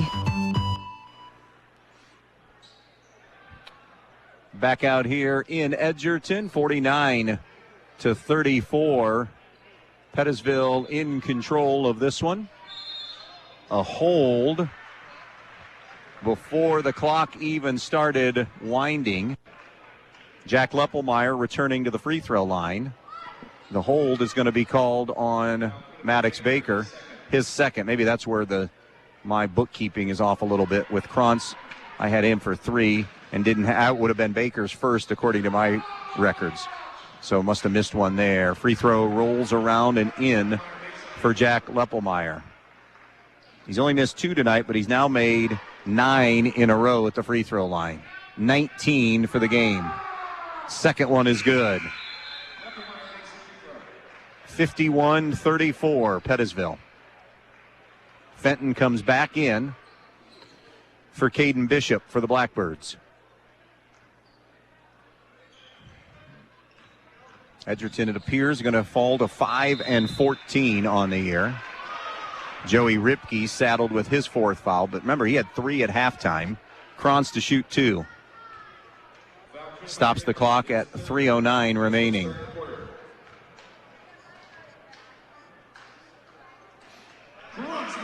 Krantz makes the first one.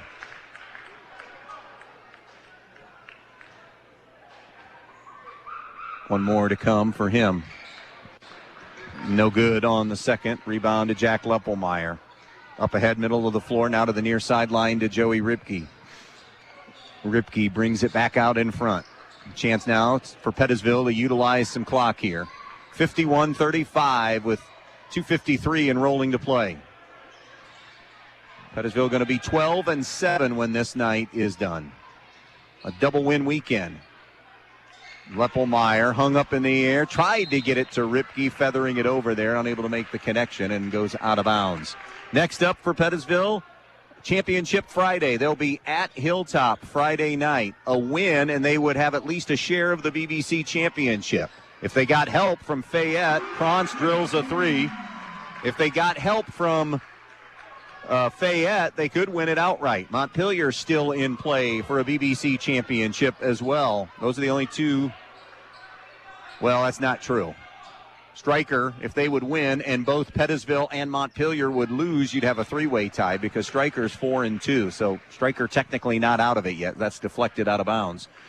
And then Saturday night, they'll be home with a really good Wauseon team before finishing the year on the road on a Thursday night at Tenora.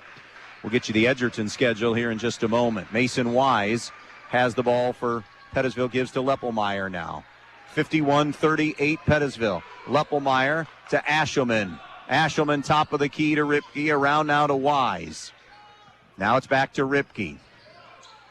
There'll be 2 losses for Edgerton this weekend as Maddox Baker gets the foul. And guess who's going back to the line? That would be Jack Leppelmeyer.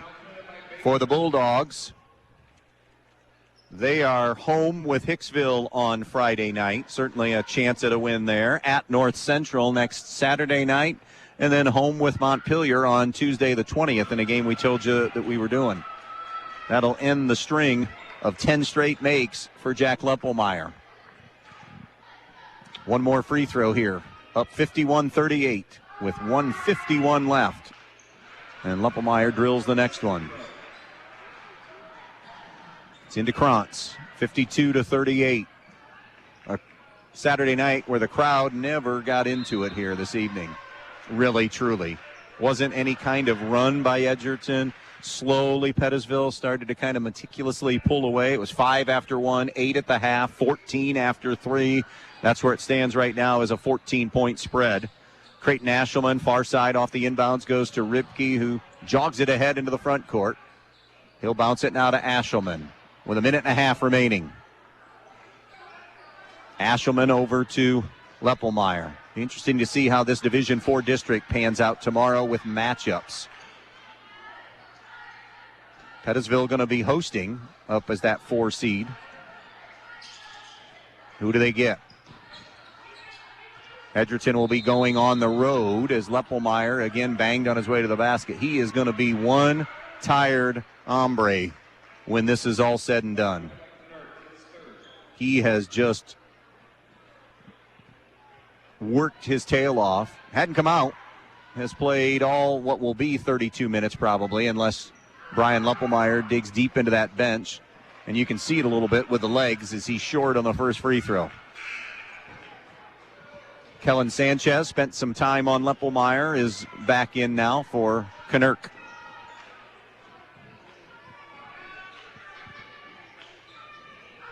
Second one is good.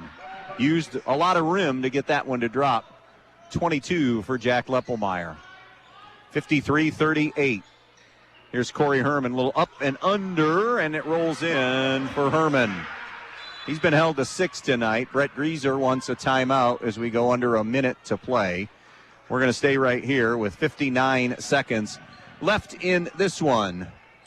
Tell you that our next broadcast happening coming up Friday night, Fayette at Montpelier, with something on the line for the Locos, a BBC championship, either shared or won outright, depending on results in that Pettisville Hilltop game. That'll be Friday night here on V-Rock Sports. Last conference title for Montpelier in boys basketball, 1956. The girls can also win one for Montpelier on Thursday night. They're at Fayette. Pettisville and Hilltop are playing each other, so that will be a shared, well, unless Fayette beats Montpelier, so not a guaranteed shared. Montpelier has to win to share the title. They cannot win it outright because they have the one loss, and Pettisville and Hilltop have one loss in girls basketball in the BBC.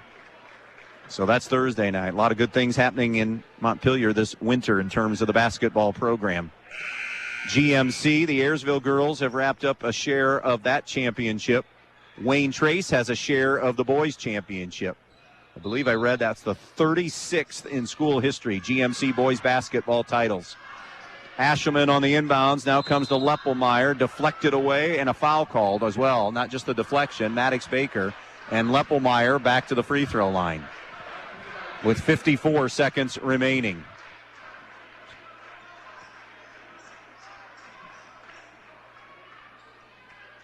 He'll have at least 20 free throw attempts himself, Jack Leppelmeyer, after these two.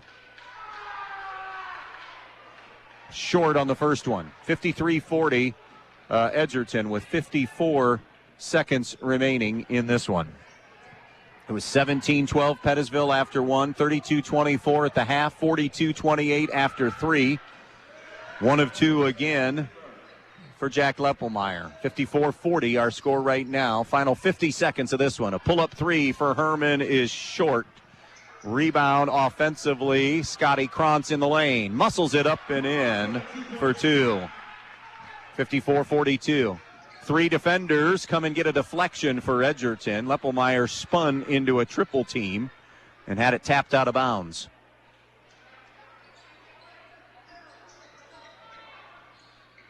Now it's Leppelmeyer in the backcourt. Leppelmeyer, a little hook move to get away from Sanchez. Loops it ahead now to Ripke. A couple of defenders running at him and committing the foul with 26 seconds, and you wonder if that will be the last time we see fouls committed by Edgerton. With 26 seconds left and you're down 12, eventually you have to call the dogs off. I mean, there's playing hard and playing until the end and the zeros on the clock, but this one's in the book. Free throw is good by Joey Ripke. He has only one field goal tonight, 7 on the game in scoring. Johnny Fenton has been the secondary scorer tonight for Pettisville with 13. Ripke 2 for 2. 56-42. Herman up the sideline to Baker. A deep three for good. It's good for Maddox Baker. And Brett Grieser takes a timeout. After that made three. 20 seconds left. 56-45. Pettisville will take a quick break and be right back for the finish. You work hard for your money. That's why we see to it that your money works hard for you, not someone else. At Midwest Community Federal Credit Union, our earnings belong to our members and go right back to work for you, from better rates to lower fees. We've got the products and people to help you build a more fantastic future every step of the way. Join 14,000 other people just like you who want to do more with their money. Imagine a different possibility at Midwest Community Federal Credit Union. 56-45, Pettisville with 20 seconds remaining. Rebounding and free throw line, this thing was won. Inbounds to Leppelmeyer, knocked away by Baker from behind, out of bounds. It will go to Edgerton, so it's a Pettisville turnover. They're 8th of the night. Leaves 18 seconds left and an 11-point deficit here.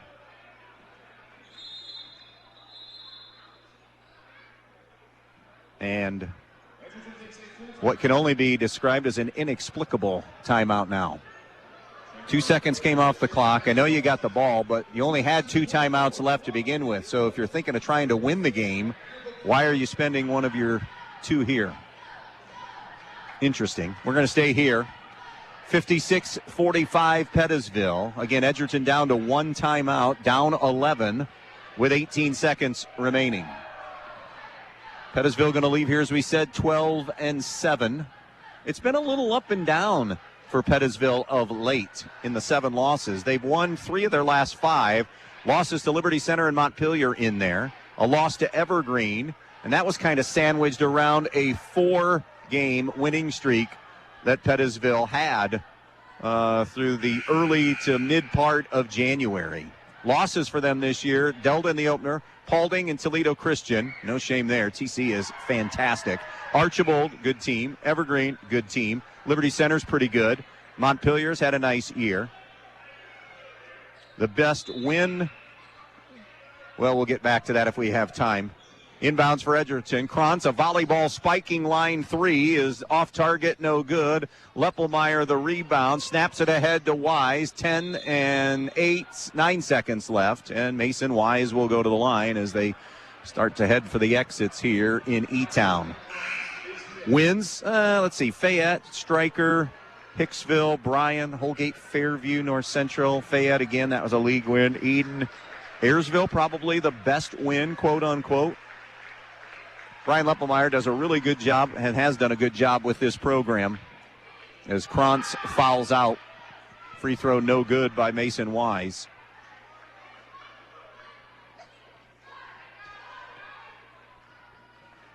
.20 for Scotty Krantz tonight, unofficially, as his night is done. Second free throw no good.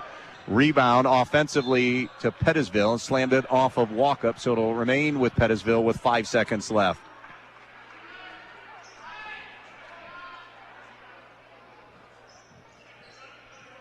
And Leppelmeyer, well, it's a turnover on the inbounds. Herman gives it to Walkup. Final shot of the night will be Walkup for 3, no good. And that is it from Edgerton. Wire-to-wire win for Pettisville, 56-45. Your final score in this one. Got a lot of business to take care of, and we will come back for the wrap-up from Edgerton in just a moment.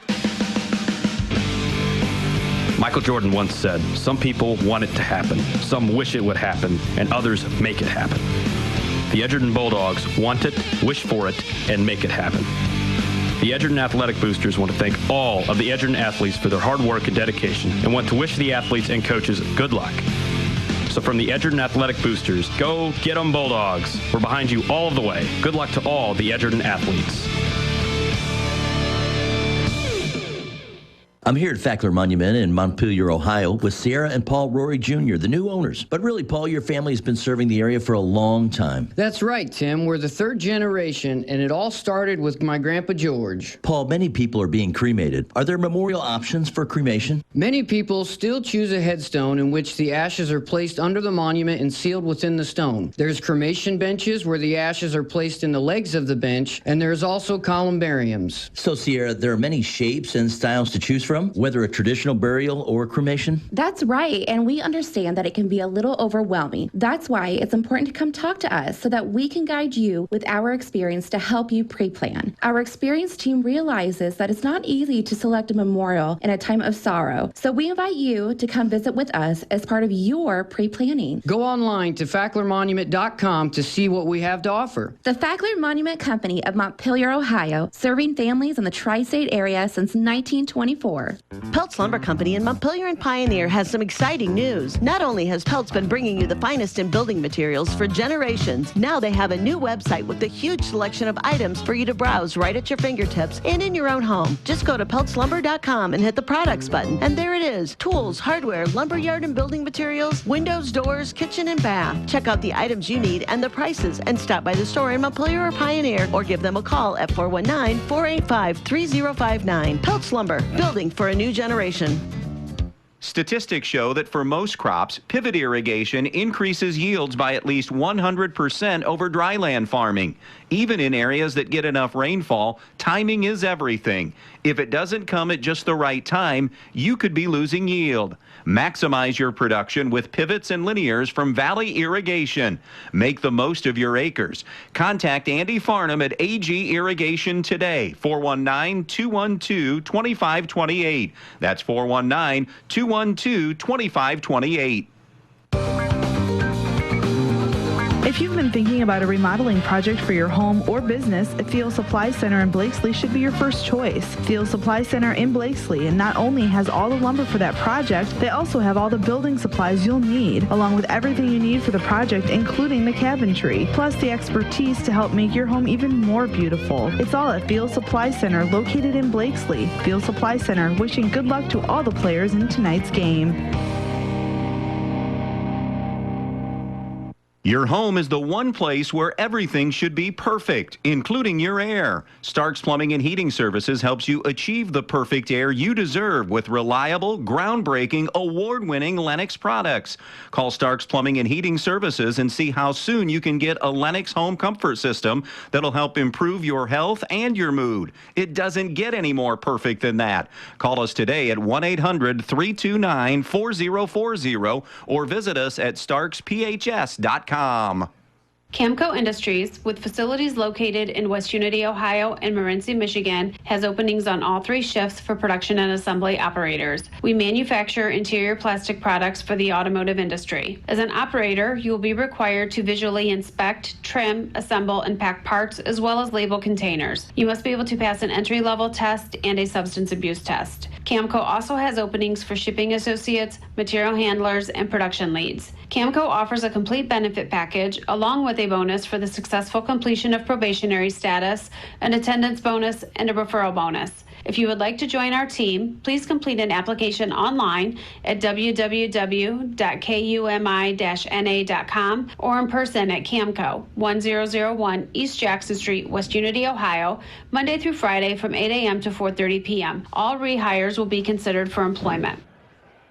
Back out here in Edgerton, where the Pettisville Blackbirds win 56-45. A lot of good things for your kids tonight, Lep. Congratulations on the win. Let's start with what you were able to do. I thought the 2 biggest factors, really good on the glass tonight against Edgerton and dominated there. And when you were in more of a get to the basket, downhill, get to the rim, not settling for it. Oh, you made some perimeter shots, don't get me wrong, but in doing that, you got to the free throw line, and that was enormous for you tonight in winning. Oh, correct. You know, you come on the road, and you know we talk about defense, but you go to the offensive side of the ball. Yeah, we were trying to get the basketball in the lane, and we had some timely outside shots. I thought were there was a time to take those shots, but then we wanted to get the basketball downhill. Then when they started putting that pressure, and you have to go to the basket, and we were able to get to the free throw line. And you did mention rebounding, that I thought we can't give them second shots, and they can be good from deep, but if you miss those are going to be long. So I thought we did a good job on the glass. Jack Leppelmeyer, really good. He orchestrated everything for you. He's going to be tired. I'm sure he is after every game, but really tonight, I mean, they were dogging him. Got to the line, making free throws for you, but also setting up, and a guy that kind of was the recipient of a lot of his dribble penetration, Johnny Fenton, tonight. Correct. I thought Johnny did a good job of finishing tonight. He was big on the glass. I think he had about 7 rebounds or whatever you had him for. But I thought he was in the right spot. And, we kind of talked to our guys. He's like, hey, somebody's open. When you're getting a double team, sometimes a triple team, somebody's open. And I thought we found him on the backside a lot tonight, and then he finished those tonight. Tonight, one of those games, too, you get an emotional win against rival striker in a conference game that you basically knew you had to have to stay in the race, and then you come back and this is a makeup game. You're supposed to be off tonight normal circumstances, but kids responded well. They did. And you come on the road, we talk a lot about the energy and the effort that you have to come, and you just get here on the Saturday. Edgerton had they were on the road last night at Ayersville, battled them. So you come to this game, and maybe the atmosphere in the gym's not quite what it was on a Friday night. So your kids have to bring that energy, and I thought our kids did that. In Edgerton, they got great players. I mean, the guys that everybody can hit it from the outside, and they can put it on the floor. And I just thought early on we weren't defending as well as we could have. So a couple of questions. You get the BBC matchup Friday night to try to at least win one as a shared title. Maybe you get some help and win it outright. So I guess talk about that. And then even more immediate than that, the boys draw the how things tomorrow, matchups and everything going to be announced. Yeah, last night with Stryker was big. On our home floor, I thought our kids really played well, played poised. We're down 2 at half, but thought we played really well. And Stryker, I think they shot like 70% in the first quarter. And our defense was just better. And then we just, finished off a game last night. We just told our, we control our own destiny. Whether it's a share, whether it's outright, we control our own destiny. So it's going to be a big one at Hilltop, especially on the road. I don't care where you're going, on the road is always tough. And for the tournament seeding, we've been the 4th seed. Been sitting in the 4th spot just probably from the get-go. So, and that'll be good enough to get a home game. That would be good enough to get a home game. So, not the biggest fan of the better seed host for basketball. I think you kind of miss the tournament atmosphere of going to a Bryan or a Liberty Center or a Napoleon.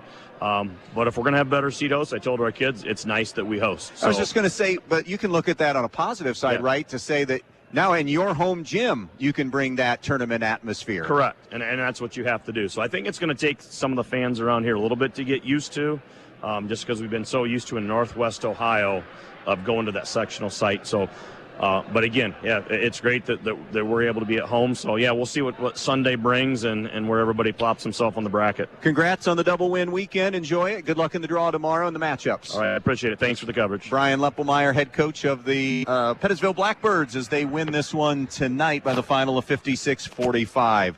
Let's put this to bed numbers-wise here in this one. Jack Leppelmeyer ends up leading all scorers with 23, including 15 of at the foul line. Johnny Fenton, 13. Ripke, 8. Creighton Ashelman, 6. Caleb Wise had 4. Mason Wise scored 2. Scotty Krantz with 20 tonight for Edgerton to lead them. 11 for Joel Walkup for their 2 into double figures. Then it was Corey Herman, a quiet night with 6. 5 for Noah Weaver, 3 for Maddox Baker. Shooting the basketball tonight, 28 attempts for Pettisville, 42 shot attempts tonight for Edgerton. Pettisville much more efficient. They were 15 of 28 from the field, 2 of 6 from the three-point line. Edgerton ends up 18 of 42 shooting the basketball, 4 of 13 from 3. At the foul line, again, a huge factor tonight. Pettisville 24 of 36 from the free throw line.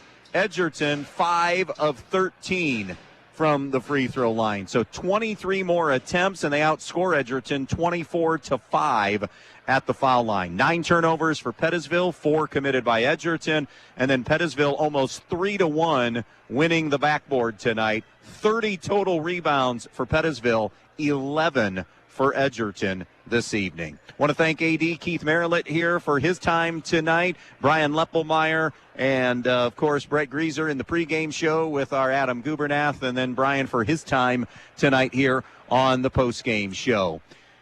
That'll do it for our doubleheader today. The Bryan girls state-ranked Lady Bears rolled earlier today, and tonight it's Pettisville who knocks off Edgerton to go to 12-7 on the year. Final tonight, Blackbirds 56, Bulldogs 45. So long, everybody.